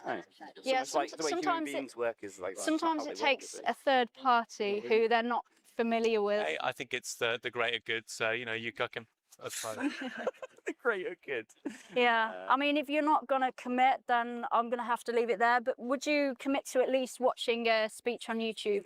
I'm really over familiar with vegan stuff on YouTube, so I'm gonna find it myself. Have you watched Gary Yourofsky's The Most Important Speech You'll Ever Hear? I think so. Yeah. When did that come out? Was that like? It was a while back. It's a while back. Yeah. No, I have engaged with it. Yeah. But Yeah. No, yeah. I watched it. Yeah. No. I know it. Yeah. Oh, thank you, Martin, for putting the channel there. I also put the video, but Martin put the channel. Everyone, you gotta subscribe to Gem Lettuce. She's holding up accountable like everyone. The guy, Jack Science, amazing. I mean, the only thing that I'm saying is that, you know, you agree this is an injustice, right? Then stand up against it, you know, be the leader of society who says, you know, I'm not going to go along with what everyone else is doing just because I want to fit in and I don't want to stand up for what I believe is right. Yeah, I think I wouldn't say like, you know, I wouldn't say it's necessarily like going along. Well, I wouldn't say I'm necessarily going along with it, you know. I'm a little bit better than everyone else. At least I like to think of myself. I'm a little bit better than everyone else. But when push comes to shove, I'm not going to do anything about it, and I'm not actually better than anybody else. I wouldn't say like, I think there are important people that do stand up for voices in society that are important. I certainly don't think that's me. No. And I do think that there is. I don't think it is either. No, yeah, absolutely, no, undoubtedly. Yeah, but you know, we need more strong people to stand up for what's right. Yeah, absolutely, and all the goodwill in the world to those people that are willing to stick to it and make it work for them. Yeah. Well, we need more people like that and less people like you. Apparently so. All right. Cheers for the conversation. Cheers. Okay, well, there's 4 more minutes. I wonder where this goes. How crazy is it that I was doing a Oh, thoughts! Freaking love it. Love it. Let's go. cube in a random corner of Birmingham, and out of all the people in the world, the guy who I'd just watched on Earthling Ed's podcast just happened to be passing by. Did you see my double take?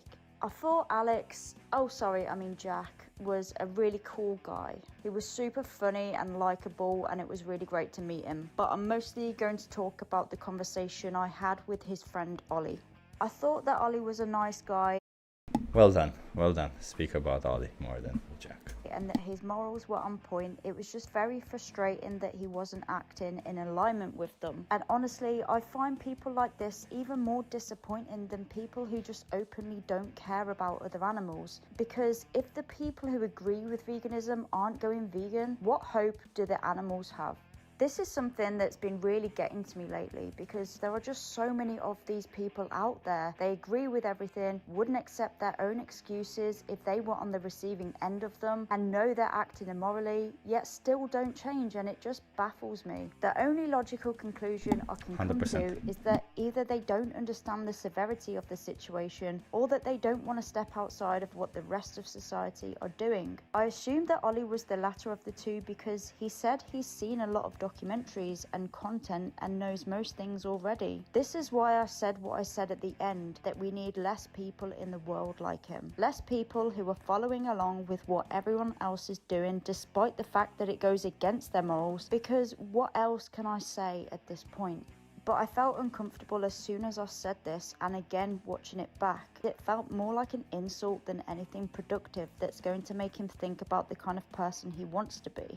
Regarding the rest of the conversation, I thought it went well. I like how I kept him at the centre of the conversation and how I got him to acknowledge that his health condition doesn't have to be a barrier to him being vegan. It was clear that he wasn't really considering his victims throughout the conversation. For example, when he was saying that people should try veganism for themselves, see if they have benefits and if they enjoy them, and when he was naming all the benefits of veganism, they were very much focused on the victimizer rather Also very interesting that he said the benefits of being vegan is like health and all that, while for the first excuse he brought was health. than the victims. This just shows how little most people think of other animals. They get completely overlooked. Watching back, I do wonder why he kept referring to veganism as a project, as I've never heard of anyone refer to it this way before. A project is formed of tasks or activities and requires effort to be put in order to reach a particular goal. Veganism is a non-action. You're just abstaining from exploiting other animals, and it doesn't take any additional time or effort than not being vegan. And regarding what he said about there being a victim at the end of someone's choice to buy a cheap t-shirt from Primark, I think this was a poor analogy. I agreed with him because I don't like to demand new things in general when pre-used items already exist, but I'm not sure I would advocate for other people to boycott Primark. Unlike animal agriculture, people aren't being bred into existence to make cheap clothing, and That's the whole, Some products contain exploitation, some products inherently depend on it. Not convinced that boycotting the end product would improve their Yeah, lives in any exactly. way because they live in poverty. Those are the things that I picked up on in this conversation, but I'd love to hear your thoughts on how well you think I did, as I'm always striving to become a better advocate for animals. And if you've got this far, thank you so much for watching, and special thank you to anybody who supports me to help me do. Amazing. Amazing. Damn. Damn. Damn. That was a really cool outreach. Well done, Jem. We heard a couple of good outreaches, huh? Let's watch Fit Vegan Activist. He's in Amsterdam. I don't know if he still is in Amsterdam, actually. But he also did a cool thing. How did you guys feel about the Jem Lettuce conversation? I think she did amazingly well. And her observations at the end were also really good. Hello, Rolando. Wait, I gotta use the bathroom. I'll be right back.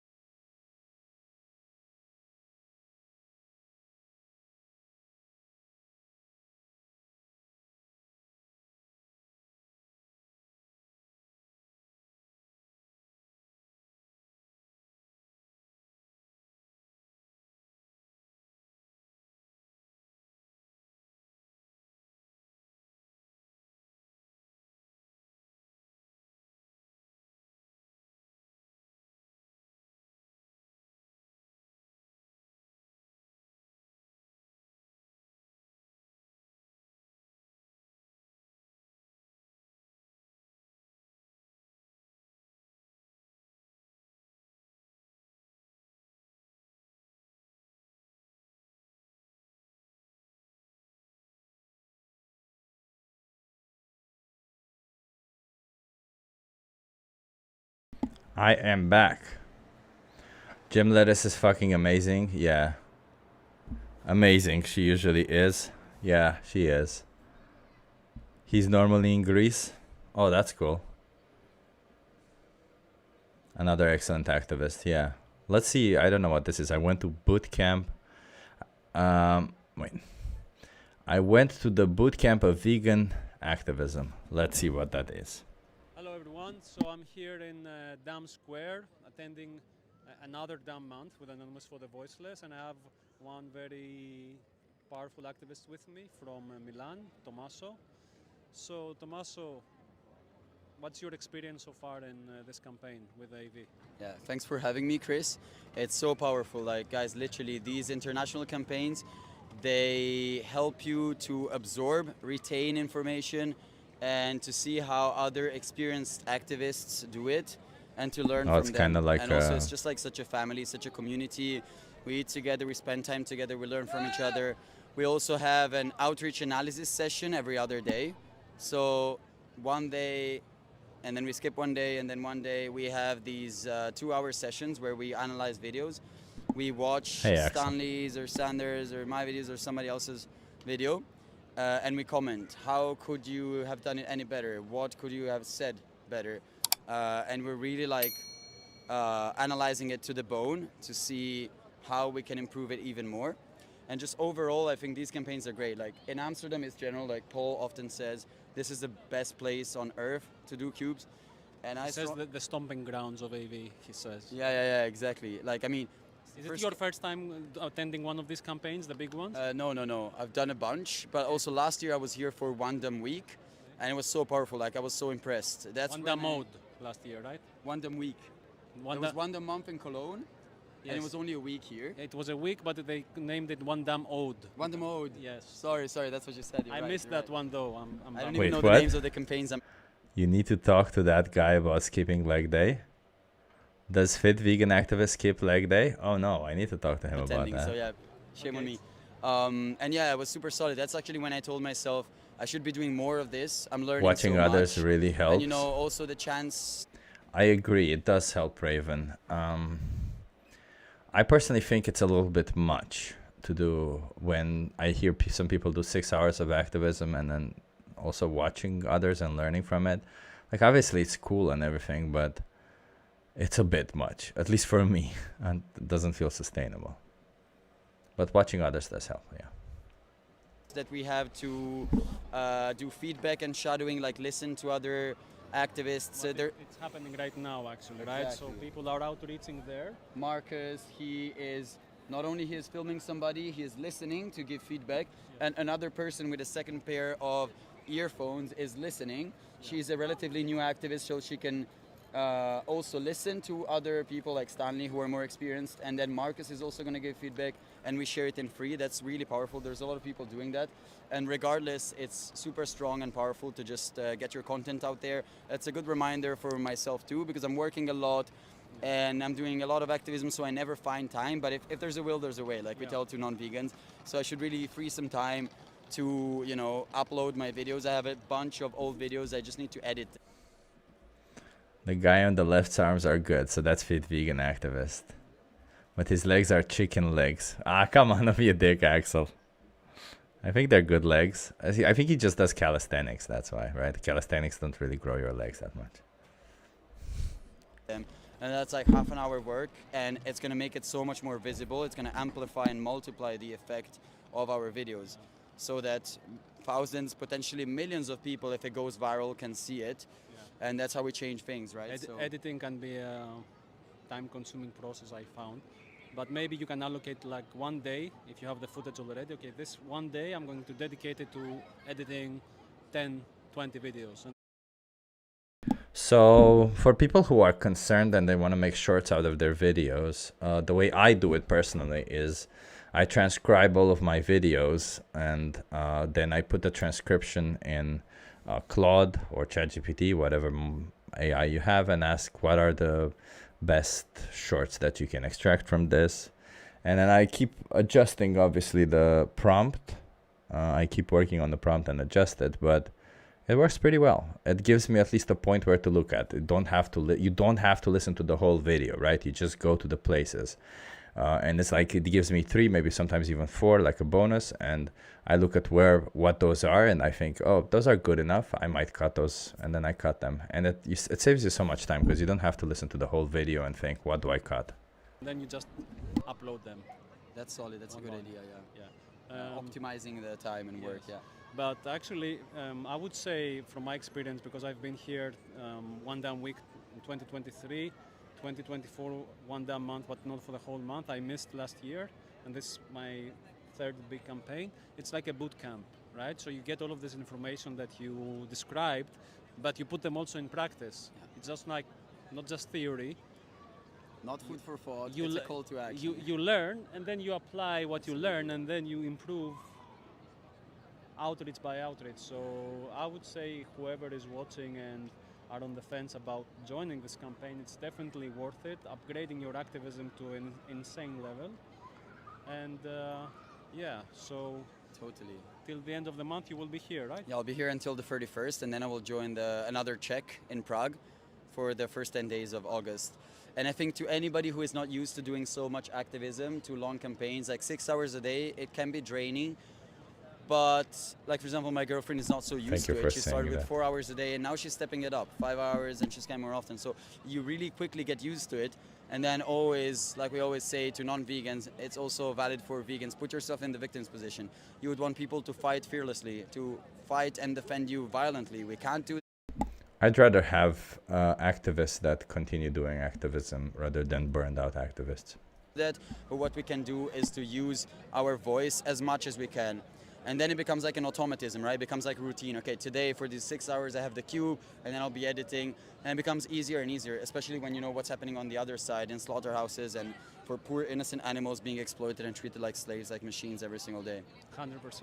And another thing that people are maybe surprised to find out when they come to these campaigns is how much success you have. Every day you get tens of people shaking your hand, going vegan, jumping on.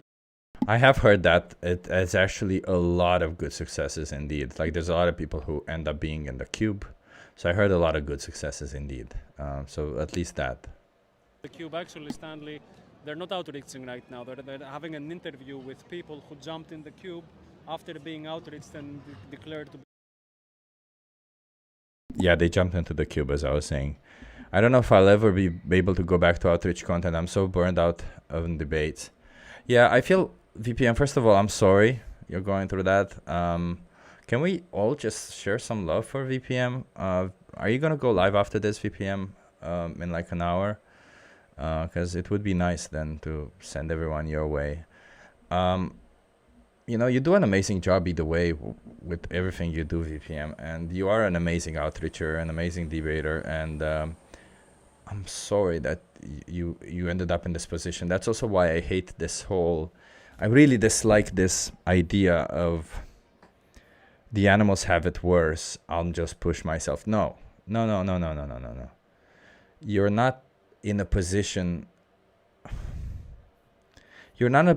where you're the one who's demanding this out of them. You do your best, but remember, you're going to be fighting your whole life, right? Like, regardless, like whether I find a job or not, well, whatever's going to happen, I'm always going to be an activist. I'm always going to speak up for them. If I do it a little bit less or a little bit more, it will depend obviously on my financial situation, but either way, I'll always be an activist, always. So it's better to not reach burnout. It's better to think about the long run, because this isn't a sprint. This is a marathon. Remember that. That's a very important difference. It's a marathon, not a sprint. You don't just go high and fast. No, you have to slow down and take it all in. You're going to be running for a long time. So I don't like this. Even 4 hours is a lot for me. Like 3 hours is more than enough, personally. That's what I think. To start living vegan actually in the spot, and this is like small things. For me, I was saying become vegan, now I'm saying living vegan. Living vegan. It's not about your identity, right? Yeah, it's not about who we are. It's not something you are, it's something you live by. And I like that. And other small improvements in your outreach. The feedback sessions are great. So I'm going to take them with me going back to Malta. Thank you for being here. Thanks, Chris. And thank you for awesome. having this interview. Thank you. Come to one dam, to another dam month. Malta, not Greece, I think. Join the fight. They need more voices. They need you to speak up for them. What are you guys waiting for if you're vegan? If you want to see a vegan world, neutrality only favors the oppressor, never the victim. I'm sorry, I'm just laughing because this guy just walks in, like, he walks to the camera. They need more voices. They need you to speak up for them. What are you guys waiting for if you're What are you vegan? If guys you want to doing? see a vegan world, Oh, no, neutrality I only thought he favors would the be like- oppressor, never the victim. So we got to speak up if we want this injustice to end. They're victimized like nothing. They're not even seen. They're not even seen like victims. They're not seen at all. They need your help. Your voice can mean thousands and potentially millions of innocent animals spared who won't have to be exploited and killed for no reason. Speak up about this. Nice. Yeah, I mean, I agree, speak up, but don't burn yourself out. It's very important. And I think it's a little bit irresponsible to tell people to go be there for 6 hours. I'm sorry. That's a little bit irresponsible. Don't be there for 6 hours. That's a bit much. Every day, 6 hours? No, don't be there. I'm late. I was busy. Linda. I'm late. I was busy. Shut up. Is that how you... We were crying, Linda. We were crying. We weren't crying, but we missed you. We missed you for sure. You're an amazing activist, VPM. You make a massive difference to the animals. Big respect to you. And taking time to look after yourself has to come first. Completely agree. Oh, damn. Look at that. I'm just seeing now that this thing isn't... yeah.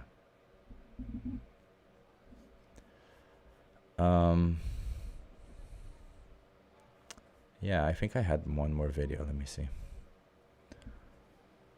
But yeah, burnout is freaking difficult, and it's very, very difficult for us to speak up for animals if we're feeling burned out. That's why I take days off, you know. That's why you see me take, like, today was off. Essentially, I didn't do activism, and that's why it's very important that we take a little bit more time off when we need to, because it's not gonna be any easier. It's not gonna be any easier. No. Have you seen M for Animals? I have not seen that. No, that sounds interesting. I do have this little thing. I'm joined live in the studio by Nicole. Sorry. I saw this and I thought also would be cool. It's by Nicole Whittle. And it's LBC presenter starts rethinking veganism. Live LBC debate. Let's see. Whittle, who's a vegan content creator who posts under the name Vegan Beauty Girl.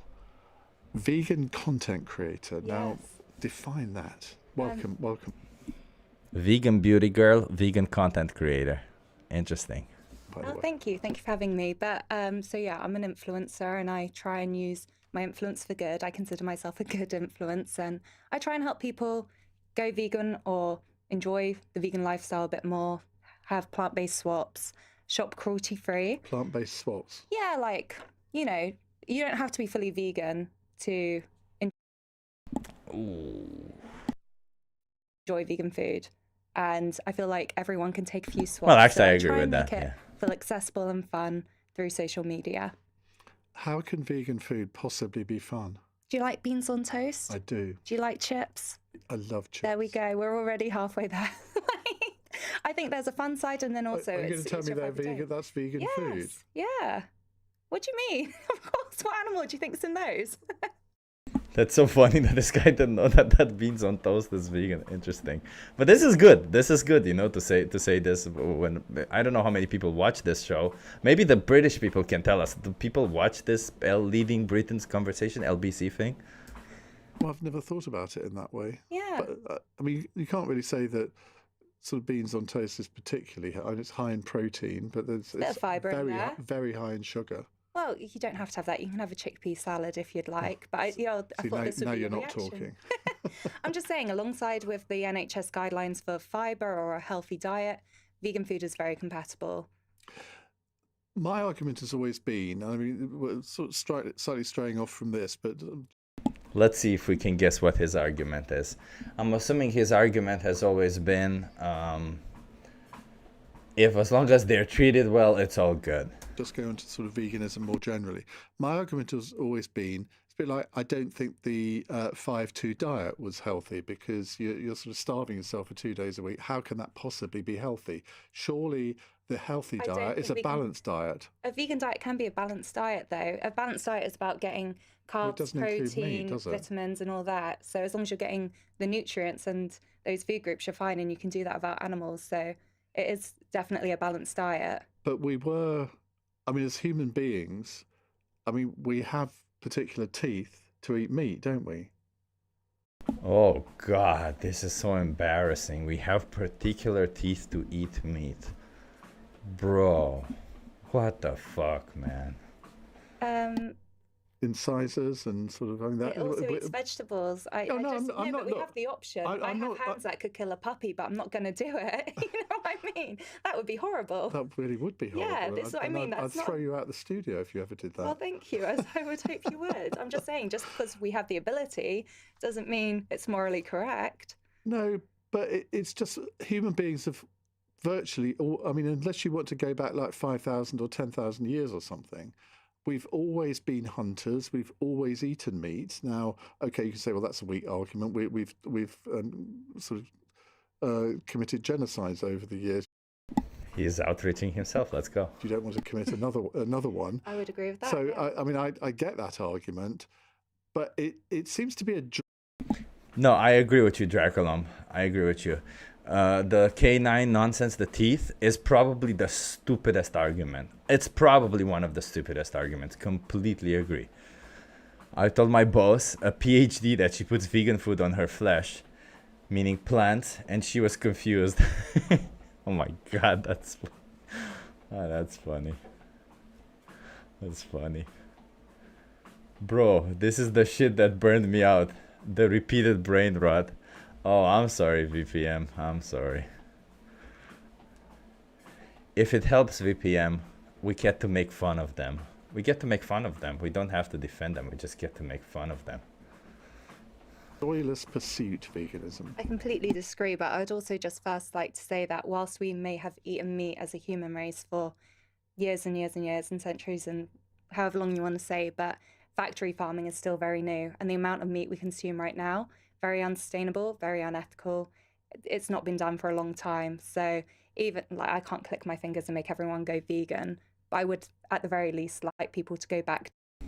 I don't think it's ever been done. I don't think it's ever been done, the amount of meat we eat today, the amount of animal products we eat today. To pre-factory farming levels where it could be done a bit. But what about this Green Party proposal?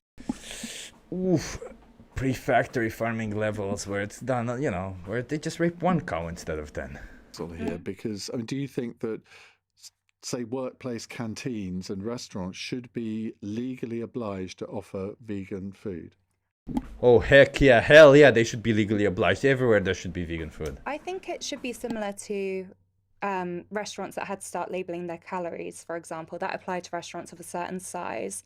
I personally feel like small cafes, restaurants, all the small businesses have enough hoops to jump through, which you did already kind of sympathize with. So I would say it would have to apply in those sort of ways where you can target the big businesses, and already from like Subway to Pizza Smart Express answer. to the Smart Ivy answer. to, of course, Greg's. Everyone's got vegan options already. It's not that different to cement it in law, but where we are sincerely in a climate crisis, we're all so hot we're struggling to sleep, we do need to actually start looking at the food we eat and taking it seriously and switching to more plant-based options where we can without forcing it down people's throats. Just giving them the choice and making it appealing is the first step. Here's an ethical question for you. What about vegan restaurants? Should they be forced to offer meat dishes? What the fuck question is that? So wait, let's just recap. Here's an ethical question for you. So he recognizes that there's some ethics involved in all of this. Should vegan restaurants be forced to give meat options? I would rather they weren't. I know you'd rather, but you see the logic of what I'm saying No. here. Well, if normal restaurants, I say normal, I mean it's if ordinary restaurants. But what does he think ethics is? Oh, let's go on. Are legally obliged to provide a vegan option, why wouldn't vegan restaurants then logically have to offer other options? Because there's a difference between catering to dietary requirements and beliefs. Like dietary requirements, basically allergies and beliefs, right? If you're not willing to eat vegan food, you're just a fussy eater. Unless you can like say, I am a very fussy well, there we go. And I don't think we should really be working anything around fussy eaters, in my personal opinion. So, yeah. How She's kind of cooking him. I'm kind of enjoying that. do you become an influencer?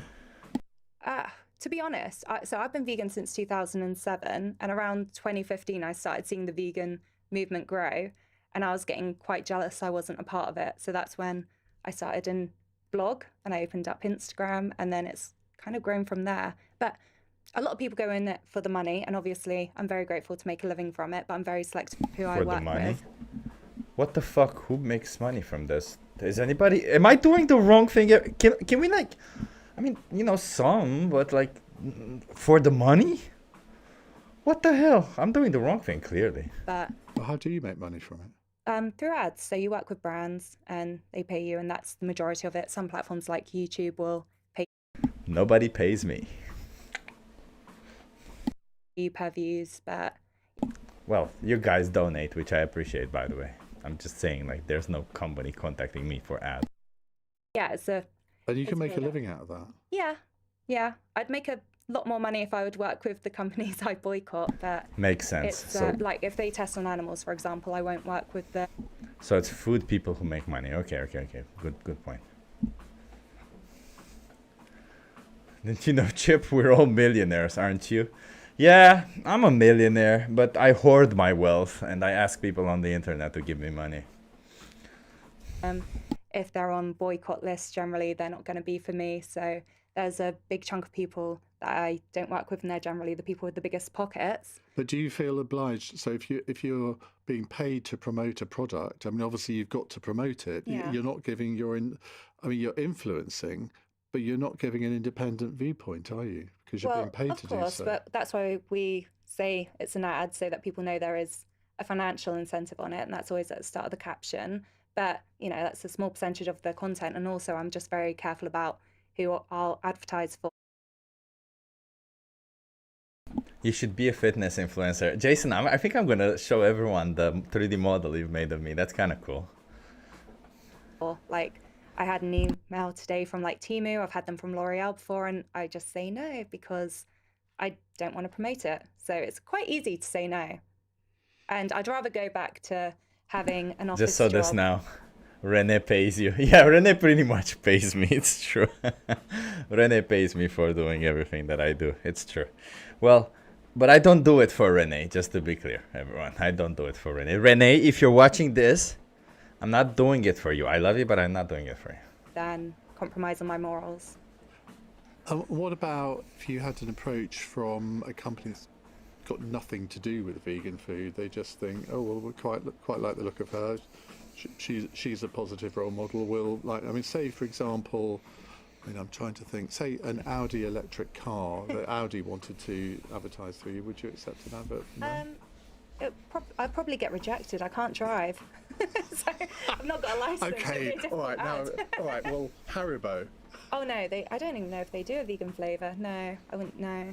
Maybe if they were launching one, I'd have to look into it.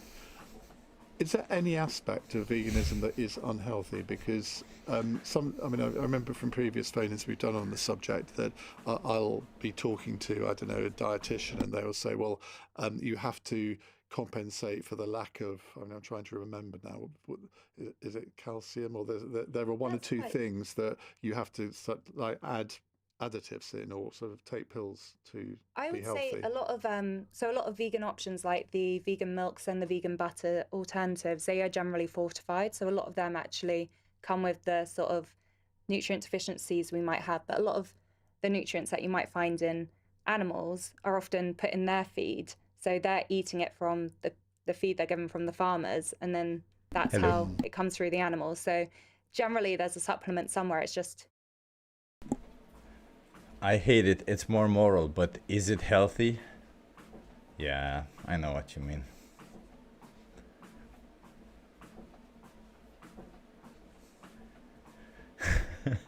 Is it truly a that chip guy stream it out? Oh my god, thank you, Rene. Double is in the chat for Rene. I mean, what can I say? I'm impressed, you know. And like, it's a lot of money that Rene gives to me. And actually, I texted him and told him, listen, at some point I thought he maybe donated too much, and I said, hey, do you want me to send you the money back? What's going on? Like, I don't want you to be broke or anything like that. So, you know, if somebody wants to donate me, that's fine, support me, but like, I don't want you guys to break your wallet or something. There's no point in all of us suffering. who's taking it. Because if I may say so, you look very healthy. Oh, thank you. Which is unlike some other vegans of my acquaintance, shall we say. I've been vegan for 18 plus years, so there we go. I think it's like any diet. You can go any route around it. All you're doing is not eating meat and not eating eggs and milk. What would you say if you had a 7-year-old daughter and your daughter came to you and said, "Mummy, I want to be a vegan"? I mean, is a vegan diet healthy for young children? Yeah, I mean, I was 13 when I went vegan, and I was 10 when I told my parents I didn't want to eat meat anymore. And what was their reaction?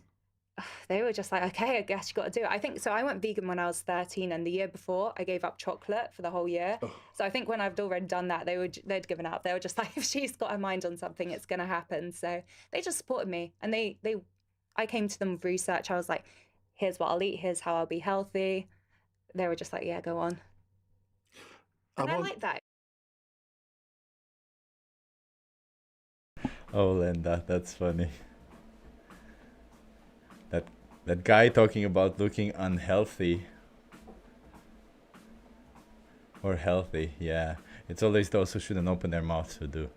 I mean, I don't think he looks particularly unhealthy, does he? Hello, Ben. You look unhealthy, such a stupid thing to say. Based on what? Can you do a comparative analysis? It's all feelings based. 100% VPM, 100%. It was nice do you think that's a typical reaction, though, from parents? Because I can imagine, particularly, say, in a family where there's 3 or 4 children, and one decides that they want to be a vegan, and it would normally be the mother, I guess, would say, well, I'm supposed to do 2 different meals, am I? Sort of every day. I would love to, shout out to my mum. She is incredible because Yeah, no, she definitely went the extra mile for me. And I remember we still speak about it, but her first supermarket shop was really difficult. This was back in 2007. It was hard to shop for a vegan, but you know, you love a child, you're going to help them through their beliefs and their convictions. So yeah, it wasn't too big an ask. And I feel like I've always been quite happy with what I get. I think from being vegan from a young age, before anyone knew what I was, whatever got put in front of me, I was just grateful to have something. Well, maybe I should give it a second. I think you should. I remember when I had my gallbladder out a couple of years ago, and I jokingly said to my partner, "It means I've got to go vegan, so you can cook for yourself then." So no support there. Well, this is one of the things that I think can be helpful about having more vegan food embedded into British society, because I will say we are a very meat-heavy culture, and it would really be helpful to have more places offer more vegan food so we can see how that works. But there are lots of vegan restaurants now. In some areas. I mean, obviously in bigger cities. I think in Brighton you can't really move for them, can you? It's beautiful. I love it there. And there are so many more products now that you can. I mean, it's like ice cream now. I mean, Magnum. You can get vegan Magnums, which don't taste quite the same, but they're not. I mean, I remember when I had vegan cheese once, it really was disgusting. I mean, this was a few years ago now. But then again, if you can have a vegan sausage, if you really hanker, I mean, why wouldn't you eat the real thing? Well, red meats and processed meats are linked to cancer. They're carcinogenic. So that's like, if you look at cancer research or the World Health Organization, they advise you to really limit your intake or avoid it completely. So Animals. I think that's a good reason not to eat them. If you can get a vegan sausage that doesn't come with that baggage, and you're not killing an animal, and it's better for the environment, I think it's hard to argue against. Are you into your current affairs and politics at all? Somewhat. Right. We'll have you on Cross Questions soon.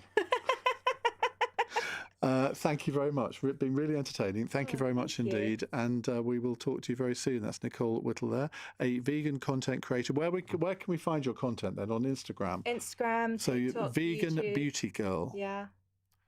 Are you calling yourself beautiful? No, I originally started with beauty content. I now do broader lifestyle as well as beauty content. I see, but right. You mentioned earlier what is cruelty free, but that's about avoiding animal testing. Yeah. And I think that's got a lot of roots in UK really, because like the Body Shop and Lush are two great British beauty brands, and they were both founded with that ethos. Yeah. We've also got Cruelty Free International. So I actually think it's a really proud part of British heritage, and to have that kind of embedded in the products we use. And we're also looking to get rid of animal testing fully at the moment. So how many followers have you got on Instagram? Nearly 90,000. Yeah. I've got a bit of a way to catch you up. Oh, well, I'll follow you if you follow me. That will get the rumours started. Thank you very much indeed. Oh God, I mean, whatever. I don't know how I felt about that interview. It wasn't the best. It's all about food for him. Yeah, Jason. They never can think with their head, and they always think with their stomach.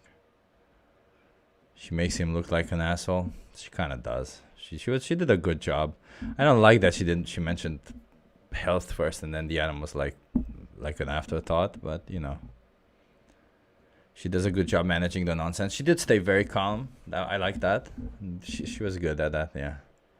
If people don't understand why she's vegan, what is done to animals, then the message have just been silenced. This is what happened. They talked about food and health and almost nothing about animals.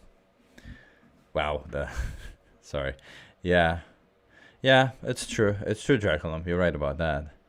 He was a bit disgusting, wasn't he?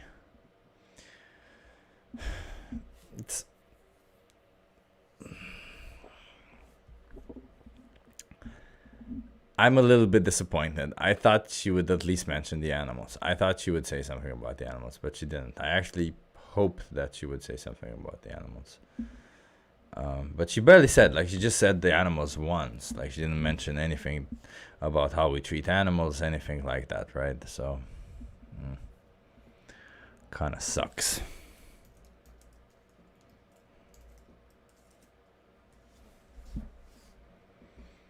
Yeah.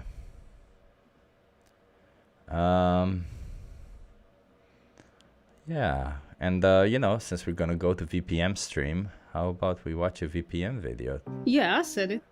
Let's do it. Let's watch a VPM video, everyone. Beef is trash protein. Yeah, I said it. You best believe it, VPM. Beef is trash protein. Completely agree with it.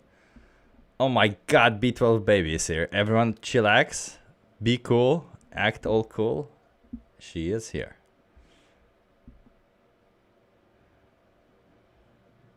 Yeah, she didn't seem focused on the injustice. It's true. It's true. She didn't. It's kinda sad. I love VPM. Yeah, VPM is very cool. Let's watch VPM's stream.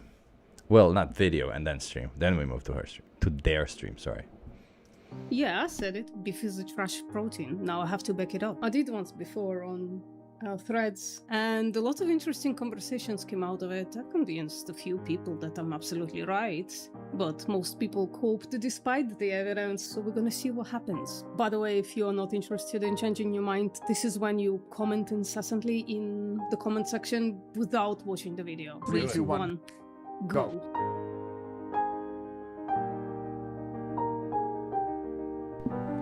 The editing is really good, VPM. Really, really good editing.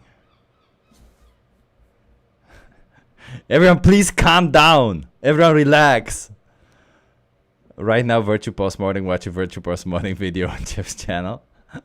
That's what we do. That's what we're doing. I mean, they do an excellent job. VPM does an excellent job. So beef is a trash protein for several reasons, and we're gonna go through all of them. First and foremost, it's not even that high in protein.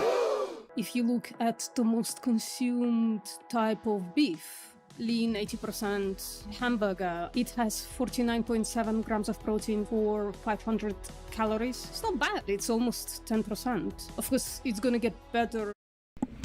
49.7 grams of protein per 500 calories. That's oddly similar to my protein smoothie, by the way. Yeah. 48 grams of protein for 500 calories. Oddly similar. Not great, because I don't make I don't make my protein smoothie to be as high in protein as possible. But interesting coincidence. If you increase the leanness of beef, but then it's gonna get worse if you cook it with a lot of butter, the way people sometimes do. Now, if we check out tofu, for the same 500 calories, you are getting 57.9 grams of protein. And I chose firm here. There are extra firm and there are extra protein silken tofu as well. But this is the one that I consume for the past several years, so that's why I choose it. And if you look at textured vegetable protein, also known as TVP, it has whopping 75.8 grams of protein for 500 calories. Holy if you crap. look at all the essential amino acids, you'll see that they are all have been exceeded by at least 100% on top of what is required. And in Chronometer, my goal is set for 1.6 grams of protein per kilogram of body mass. And just with this, I reached 89% of that goal. That's my protein done for the day. Now, some of you are gonna say, oh, but it's a lesser form of protein. In fact, that's the first thing people are gonna type in if you haven't watched the video yet. Well, not really. There isn't really difference between animal protein and plant protein in the end of it. People are gonna point out, oh, but the DIAS score of plant protein is much lower than the DIAS score of an animal protein. And Wait, you bought a kilogram of tofu? Holy crap. I'm like, how? How did you buy? Oh, did you buy like 2 blocks? Because for here a block is like 500 grams. I guess it's a kilogram of tofu. It sounds like a lot, but it's not really a lot, is it? Did you find like 1 block of tofu that has 1 kilogram? Because that would be kind of sick. I kind of want to watch. I kind of want to see that. I'm gonna ask, who cares? Why do we care about the DIAS score? It's not meant for this. It's not giving us the appropriate information. This review, digestible indispensable amino acid score, tells us basically all we need to know. Diet was designed to meet the need. I buy 2.4 kilograms every time I shop for it because it's on a permanent discount. Why so precise 2.4? Is it 600 grams and you buy 4 of them? Is it 400 grams and you buy 6 of them? I appreciate the way VPN breaks down these details. Every day is a school day. Right? I bought 250 grams times 4. Okay. That makes sense. I would have loved to see one block of tofu that's 1 kilogram, but that makes sense, yeah. For defining the protein quality. 2 packs of 6 blocks of 200 grams each. Oh, okay. So the largest we have is 500 grams of tofu here in Amsterdam, which is what I usually buy. It's just 1 block. It would be amazing to be a kilogram though, but I guess they can't make it that big. Like maybe it doesn't stick so well. I don't know. But interesting. Okay, I got you. Of a single food. It gives information as to the ability of that protein to supply available amino acids, as if the protein food was the sole source of dietary protein. So this scoring system wasn't created for... Such a great point. Yeah, that they always make this mistake, don't they? They think that the digestibility is, as far as I know, also the digestibility is only measured when it's only one ingredient. That's why a lot of the times I ask people, what do you think affects this? Like, what do you think makes this digestibility score change? But most people don't get it like that. That's how I got to it. But you're saying way better that just explaining that that's to one ingredient. Gym bros and internet dwellers in the 21st century in a developing world. It was created for incredibly desolate places where people have access to only one protein source, and that's when the DIAS score is becoming incredibly valuable, because it's talking about the limiting indispensable amino acid that might be too low in a certain protein source. For instance, lysine was the first limiting amino, and calculated dietary DIAS values were 93% for India and 88% for sub-Saharan Africa. So a protein source can have all 9 essential amino acids, but in sparse consumption in a developing country where it's the only source of protein, some people might run into it. I'm sorry, but what? So someone grilling tofu the size of an arm? That's something I want to see. But then something even more ridiculous, Ben is going to eat some garlic. What the fuck, Ben? Why are you just like garlic? Just like simple? Is that a thing? Is that a thing people do? Have I been missing out? No. It's like it tastes good, but when you eat it like that, it doesn't taste that good, right? 454, close enough. I found a block in half a block of tofu, like 2 small blocks. Interesting. Okay. Like inside of it? An issue, whereas us, people who lift weights recreationally, it doesn't matter. And so if you have one Oh, that was pretty. That was nice. Where there is a limited essential amino acid, but then you eat several sources of protein, and in another food that essential amino acid is not limited, then you're going to get all of your essential amino acids. I mean, gosh darn it, you can get all of your essential amino acids even with only one source of protein if you eat enough of it. But it gets worse, because it could be that the DIAS score is favoring animal proteins and underestimating plant proteins. Here is where we go a little bit into the weeds, because now we have to talk about nitrogen to protein conversion factor. When scientists measure protein in a food, They are actually measuring nitrogen and then calculating how much protein is in a food. In order to know that, they need to know how much of the nitrogen in the food is actually amino acid nitrogen, because for instance plant foods have a lot more nitrogen than animal foods, but some of that nitrogen is not coming from the protein in that food. Now, in order to make DIAS symbol and standard, I actually was wondering how they measure protein content. Very interesting. the FAO decided that there is going to be a uniform nitrogen to protein conversion factor, and that's 6.25. But the problem is some of the foods have higher conversion factor and some of the foods have lower conversion factor. This could potentially lower the estimation of protein in plant foods and increase the estimation of protein in animal foods to a degree that creates this separation of. Interesting. So I'm assuming also that it may not be the same for every animal type of protein, right? Higher protein and lower protein. Not that it matters. No one cares! And I'll get there. If milk is calculated with a lower conversion factor than what it actually has, well, that increases its score. Maybe that's why some people online say stuff like this. Greek yogurt's great for your gut health.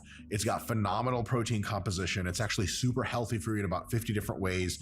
Greek yogurt, and actually almost all dairy products, are, especially minimally processed ones, are really, really awesome for you. I encourage you to have a lot of dairy. Maybe in the next episode, I'm going to do dairy is the worst milk. Here is the preview. But here is also the problem. Even thinking about using the individual conversion factors is probably problematic, because there is some evidence that the methodology by which those scores were reached was incredibly flawed. So it could be that the entire system of protein counting is just based on flawed data. And actually, for real, none of this matters. Seriously, no one cares. Here is why. Even by DIAS score, I hope it's clear to everybody that all foods have all 9 essential amino acids, except for one, collagen. But legumes, beans, lentils, peas, grains, pasta, nuts, vegetables, fruits, and mushrooms, all of them have all 9 essential amino acids, and all of them are glorious. But that's not why I'm saying that DIAS doesn't matter. I'm saying that because at this point in 2026, we have enough evidence to show us that when eating a high protein diet, whether it's animal protein or plant protein, and resistance training, there is no difference between muscle size and muscle strength. Let's go through this real quick. I lied. It wasn't quick. It was long and painful. I went through every study, its methodology, and the results. And that's just too much to sit through in the 21st century. I'm going to cut it down as much as possible. But all the studies are on my site, and the link is in the description, so you can read them if you want. I'm a compassionate YouTuber, and you can thank me in the comments. A comparison between habitual vegans and omnivore. High protein, 1.6 grams per kilogram per day. On an exclusively plant-based diet versus omnivorous diet. Protein source that not affect resistance training induced adaptations in untrained young men. No difference in muscular adaptations to long-term resistance training between young strict vegetarians and non-vegetarian women. The vegetarians, by the way, were vegan. In this case, I was actually wondering if you actually had the studies also for women. A lot of the times studies are not done for women for some reason, which is kind of messed up, but that's very interesting.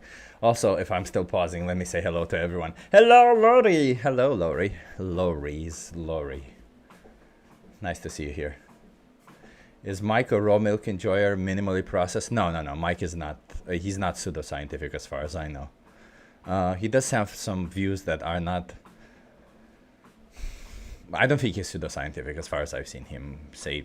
He says bullshit, but he doesn't say that kind of bullshit. Like, he has a limit. Hello, Mr. Felek. Hello, Felek.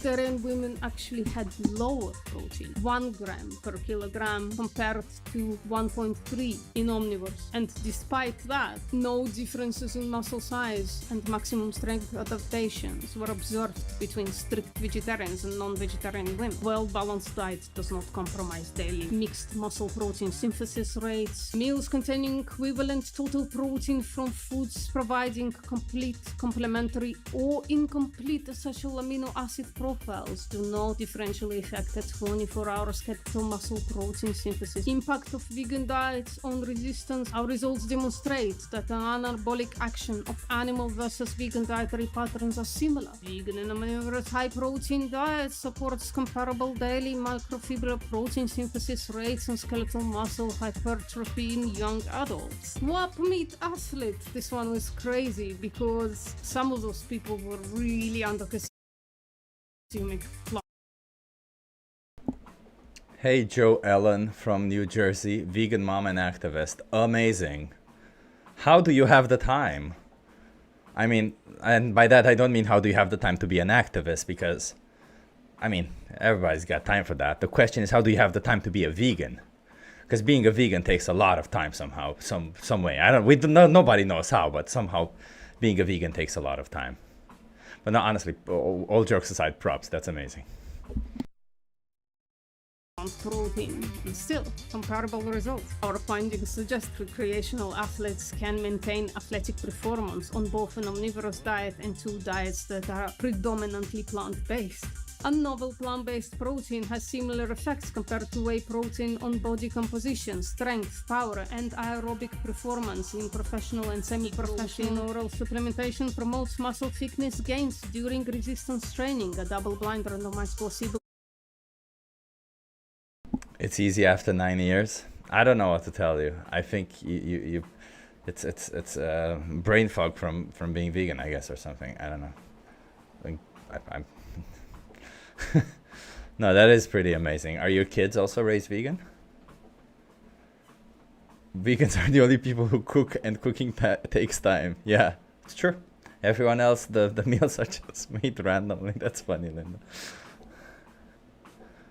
Controlled clinical trial versus whey protein. Since no difference was obtained between the 2 protein groups, vegetable pea proteins could be used as an alternative to whey-based dietary products. Are plant-based diets detrimental to muscular strength? A systematic review and meta-analysis of randomized controlled trials. This meta-analysis suggests that plant-based diets do not compromise muscular strength compared to omnivorous diets. I think the evidence that plant protein is as good as animal protein, astonishing, making beef a trash protein compared to tofu and textured vegetable protein. But that's not the only reason why beef is a trash protein. Red meat increases several disease risks. Cardiovascular disease has to do with the high saturated fat content of beef, especially if you cook it in butter. Saturated fat increases LDL, and low-density lipoproteins cause atherosclerotic cardiovascular disease. A consensus statement from the European Atherosclerosis Society Consensus Panel: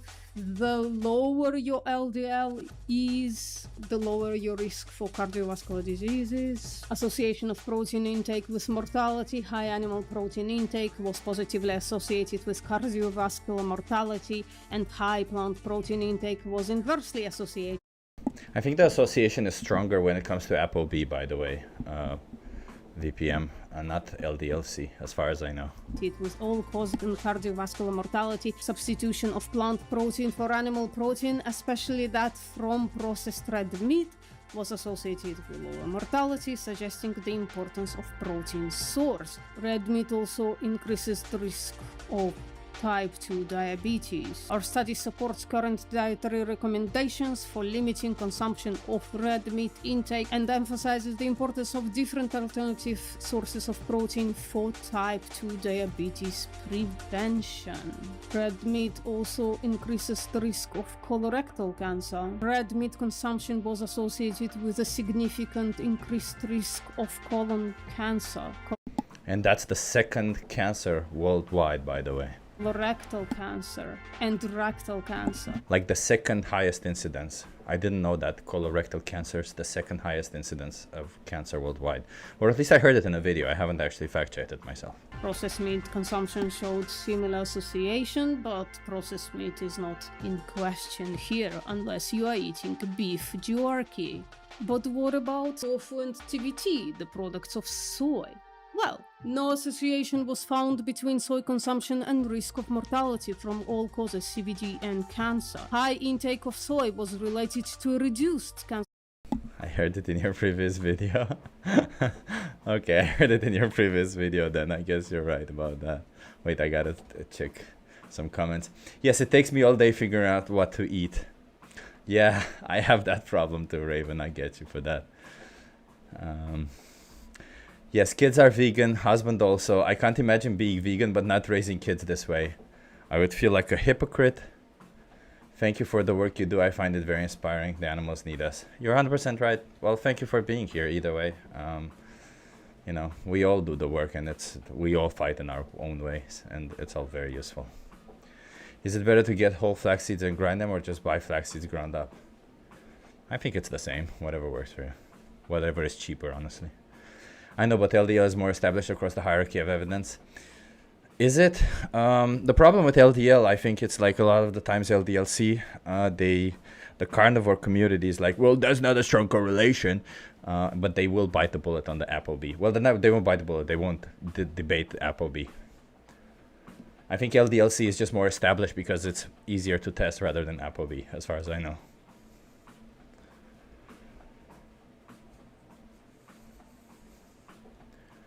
My cousin died of colorectal cancer at 54. I'm sorry to hear that. My aunt also had it and she actually turned vegan because of that. Well, plant-based, not vegan. It's a risk of ovarian, prostate, gastric, colorectal, lung, and breast cancers. Considering the different types of soy, high consumption of non-fermented soy, tofu, soy protein, and soy milk was related to a reduced risk of gastric cancer. It's only a high consumption of miso soup was associated with gastric cancer risk in males. So maybe avoid miso. Cardiovascular disease. Soy consumption was inverted. What? Don't avoid miso. I just recently learned that I freaking love miso, VPM. No, I will not avoid miso. What's wrong with miso? Let's see it again. Maybe avoid associated with gastric cancer. Miso soup was associated with gastric cancer. Shit, I just recently found that I love miso. Miso, love. Oh, God damn it, I was gonna say miso horny, but that just sounds bad. No, miso, the sauce. It sounds amazing. It's amazing. It's so tasty. It's umami. It's delicious. So maybe. Yeah, exactly. Exactly. But miso ramen. Yeah, exactly. It's the best thing you can.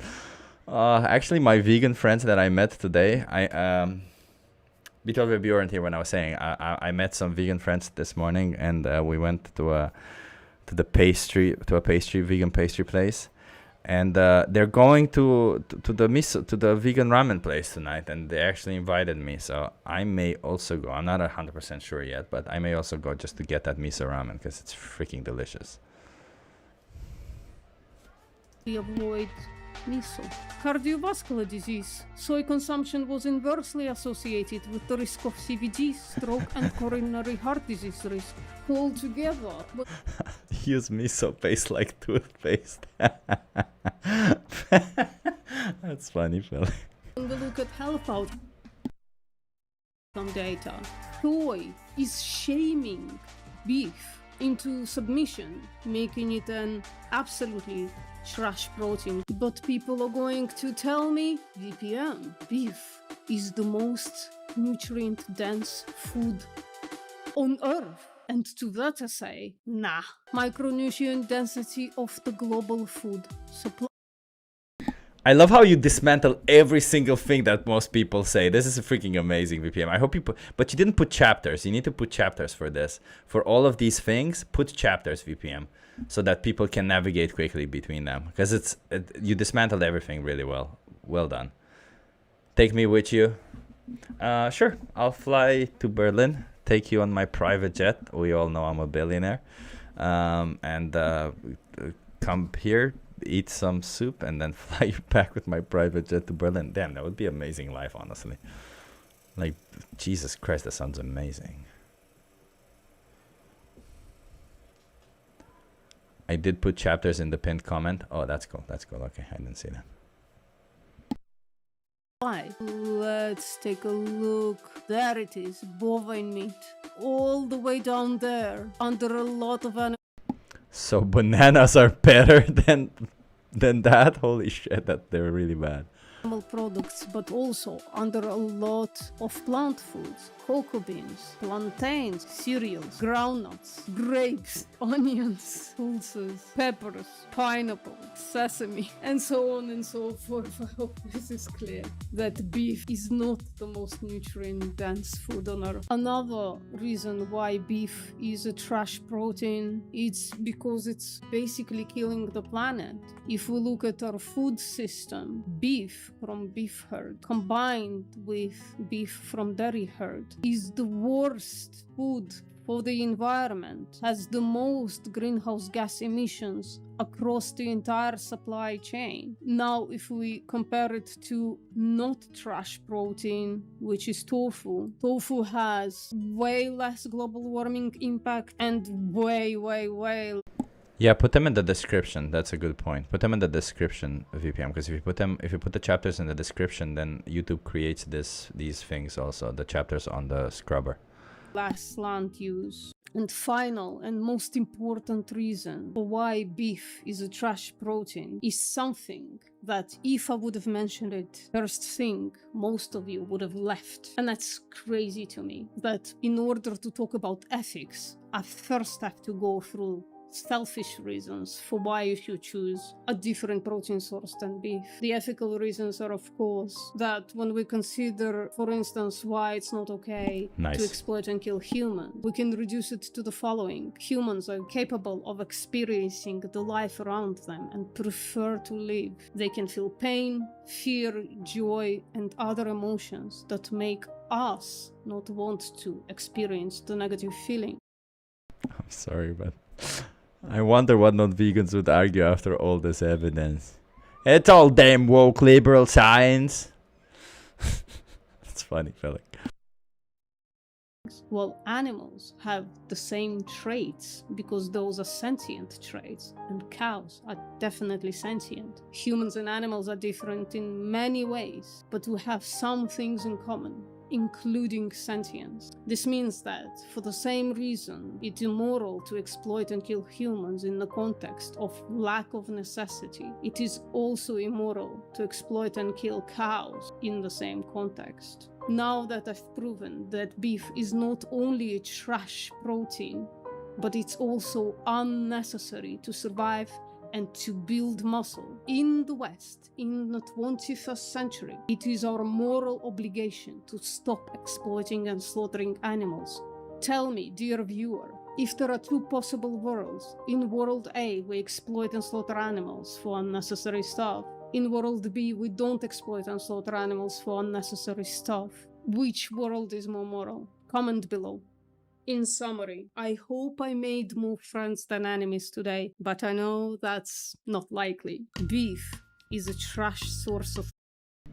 Well, you're a plant-based utilitarian because you didn't say veganism is about not using animals. That's it. Protein. Because it's low in protein. It's as bioavailable as other stuff when you consume enough protein. It's detrimental to the environment. And it's highly unethical. If you like this kind of content, please subscribe, hit like, and maybe share this video. Yeah, subscribe everyone. Who's like, Diasto! See you next time. Well done, VPM. Well done. Very nicely made video, honestly. Very professional and very well done. Let me show you everyone the model before I go, and then I'm gonna go because we're gonna go all watch VPM stream. If you're not subscribed to Virtue Postmortem, I don't know what you're doing with your life.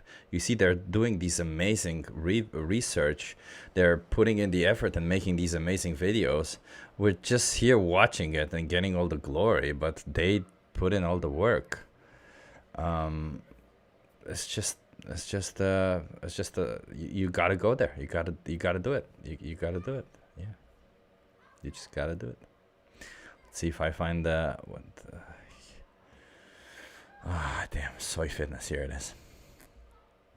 Okay, I actually haven't seen it in on desktop, so it's gonna be interesting.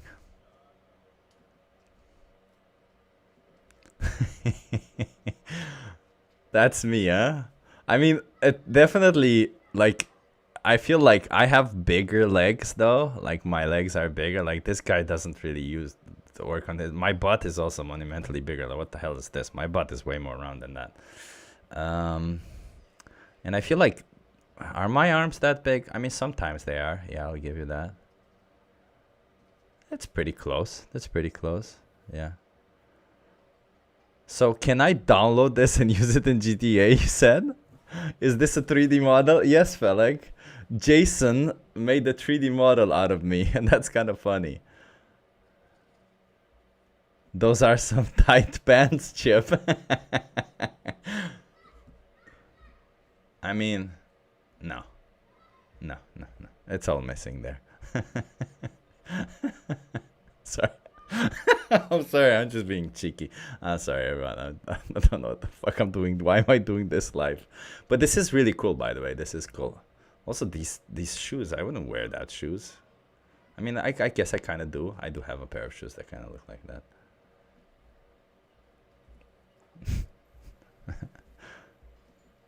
The bottom part, I don't know. Yeah, that's what I mean, right? Like, I have bigger legs than that. Like, I don't know. And my butt is big. I have a big butt, and I cannot lie. Sorry if it's a bit too personal, but your butt is way better than that. Oh, I appreciate you, Tufty. Thank you. Better. You know, I by the way, as a child, I was extremely upset that my butt is big. And I kid you not, like maybe 6 years ago, I realized that people like big butts. So then I was like, oh, okay, that's good, I guess. So I was, for a long time, I was very upset about the fact that I have a big butt. Hey, Peg is here. Hello, Peg. Nice to see you here. And another damn vegan is also... Oh, shit, I zoomed in there. I was going to scroll and then I accidentally zoomed. Sorry, everyone. I didn't mean to zoom in on my crouch. That's an awesome 3D model. Yeah, I mean, maybe we can do something with it. It would be cool to put it in GTA or something, right?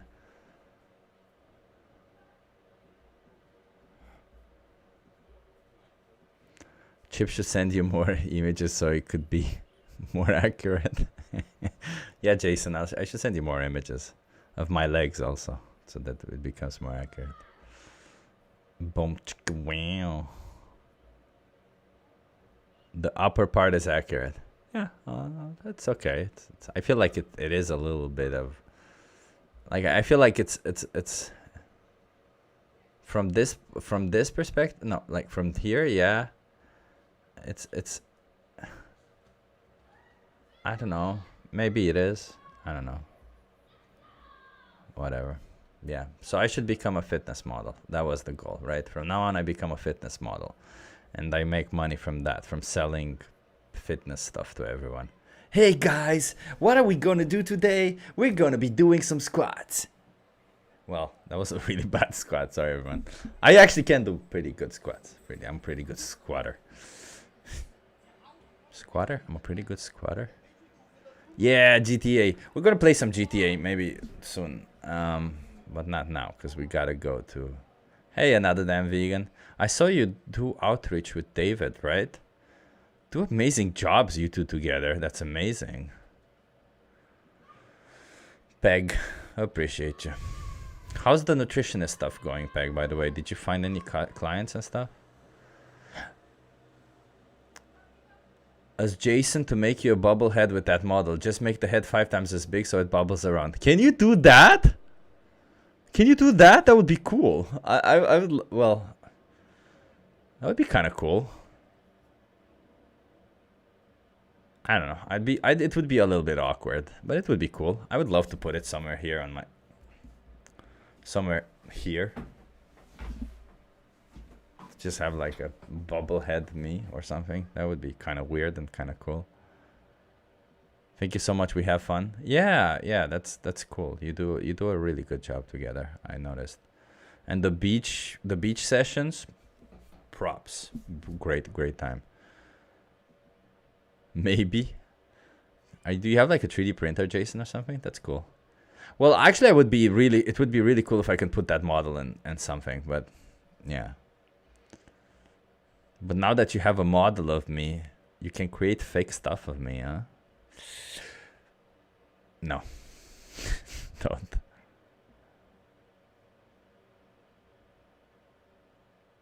I thought that was a pretty good butt. Yeah. Yeah. I think I've also noticed some bugs in I help the clients lower their cholesterol and A1C, and their doctors are promoting me. Oh, that's amazing, Peg. That's amazing. It's amazing. Well done. Well done.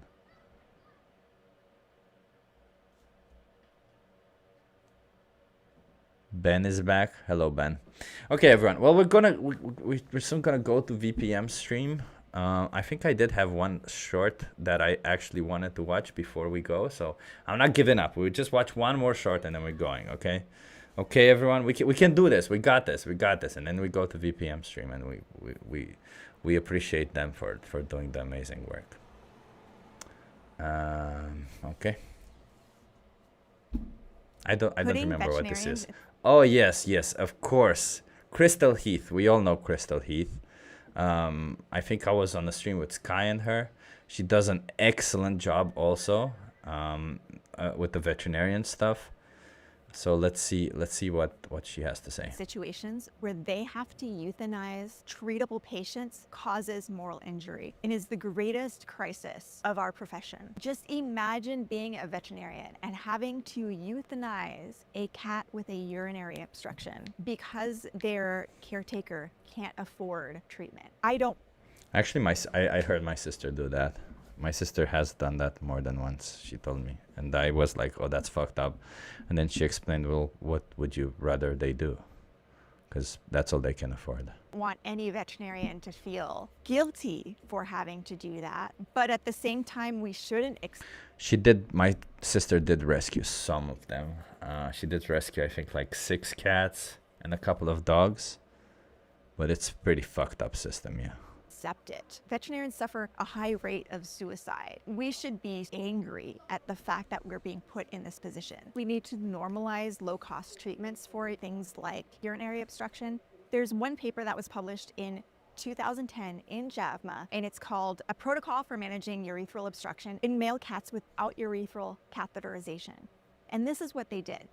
What the fuck? Isn't catheterization when they burn it? Is that? Whoa.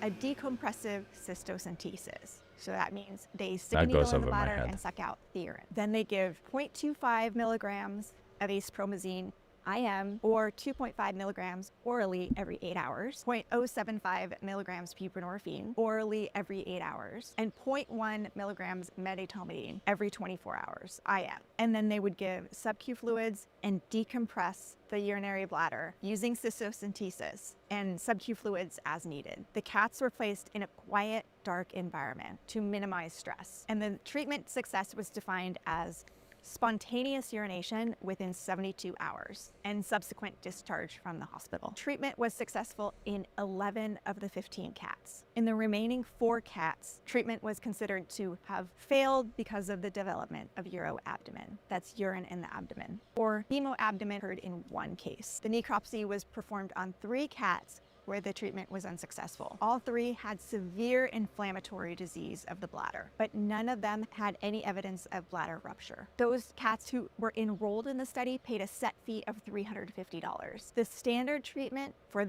Jesus Christ, that's still a lot. this hospital was $1,200 to $1,800. What the fuck? Whoa, that's very expensive. Another study was just published in JAVMA with 80 client-owned cats. 41 of those cats received lorazepam, and 39 of those cats received placebo. And the treatment continued for 1 month. 64 cats completed the study. They found that among the 64 cats that completed follow-up, none of the cats that received lorazepam re-obstructed. How does it work? Lorazepam is a benzodiazepine, like Valium, but it works on skeletal muscle, and it also has anti-anxiety effects. So it reduces distal urethral contraction. Let me know what you think of this. Have you had a cat with a urinary obstruction? How much did you pay? If you're a veterinarian and you treat cats with urinary obstructions, have you tried some of these treatments? Let me know what you think in the comments. What can we do to lower the cost of veterinary care? Are you willing to advocate for publicly funded veterinary care? Let me know what you think in the comments, and like and follow to hear more. Putting vet... Jesus. On that extremely sad note, I didn't know that they kill cats for... Jesus Christ. Yeah, killing them because they have urine issues. Well, urinary tract infection is not, it's an infection. My cat had to have a surgery to help him stop getting blockages. Jesus. Infections can kill you, by the way, right? So if they can't heal them, killing them is the best thing, because otherwise they would die in pain, and it's probably very expensive. Very painful. That's so sad. It's over 50 pounds just to see a vet in my town. People can't afford it. Rescues are full. People are hesitant to adopt older and unwell individuals. Oof. Catheter is a tube in the urethra. Catheterizes burn. Ah, okay. I'm sorry. I misunderstood. Okay. Ah, You're right. Thank you for correcting me. I have dealt with almost everything. Give your cats a D-mannose powder to prevent urinary problems. I have paid close to 10,000 to save my rescues. Wow. Holy crap. A tube for unclogging the urethra. Yeah. I was actually, thank you for explaining. I was actually wondering if I should get a pet. Like, I wanted to rescue a dog. Actually, recently I was thinking about that. Because I have a dog park in front of my house. Not a lot of people know that, I know. There's just a lot of dogs here. And I do know some people who come there. And I met somebody who had a rescue dog there, and she recently got another rescue dog. And I was actually thinking of getting one also myself, because she explained to me how the second time she knows kind of how to get the dog. It's a little bit, because there's a screening process, there's a whole thing. But I didn't think about the cost, and the cost is a lot indeed, like taking care of these animals. Complicated stuff. Let me see if VPM is live now, and we're gonna go to their stream afterwards. Yeah, it was a bit of a more chill stream, right? We like chilling from time to time, and that's good. And we're gonna do. I hope to do more chilling from time to time. I keep saying from time to time. I'm sorry, man. I can't promise when I'll chill. Sometimes I feel like a little bit guilty for doing the chill streams. But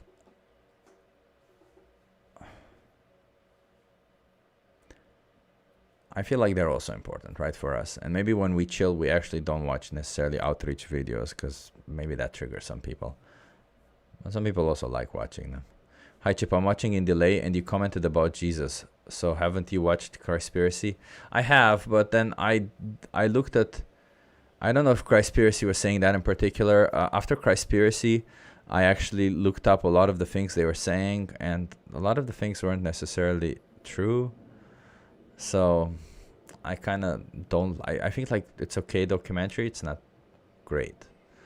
Is it more common in male cats? Not much in dogs. It's more common, okay, in male cats. Yeah, but that's one of the issues, right? But there's other issues also with dogs. You're bad at chilling? Yeah. Not very good. I'm learning how to chill. I'm learning, Linda. Shut up. I'm learning. Yeah, here's the link for VPM stream. Let me put it right here, right now. This is the link for VPM stream. we will now go there. Let me see if I can set up this stream to automatically go there once we all end. But yeah. Also, my second channel, in case you don't know, I have a second channel where I publish videos, and I will be publishing more videos where I comment on stuff. I've actually been wanting for a while now to make videos, like reaction videos and stuff. So I'll be making more videos like that probably on this channel, and a lot of the conversations that I normally have that I post them here will probably go there. So I don't know if you expect some changes, whatever that will be. I don't know. Like, don't judge me too harsh about what I'll do going forward. And I'm also looking more and more to get into speaking about women's rights and other injustices. I've been saying that for a while, I know, but I really want to get into that because I feel like so many people relate to those, and it's so much easier to talk about other stuff also, like, yeah. Here, let me see, customization.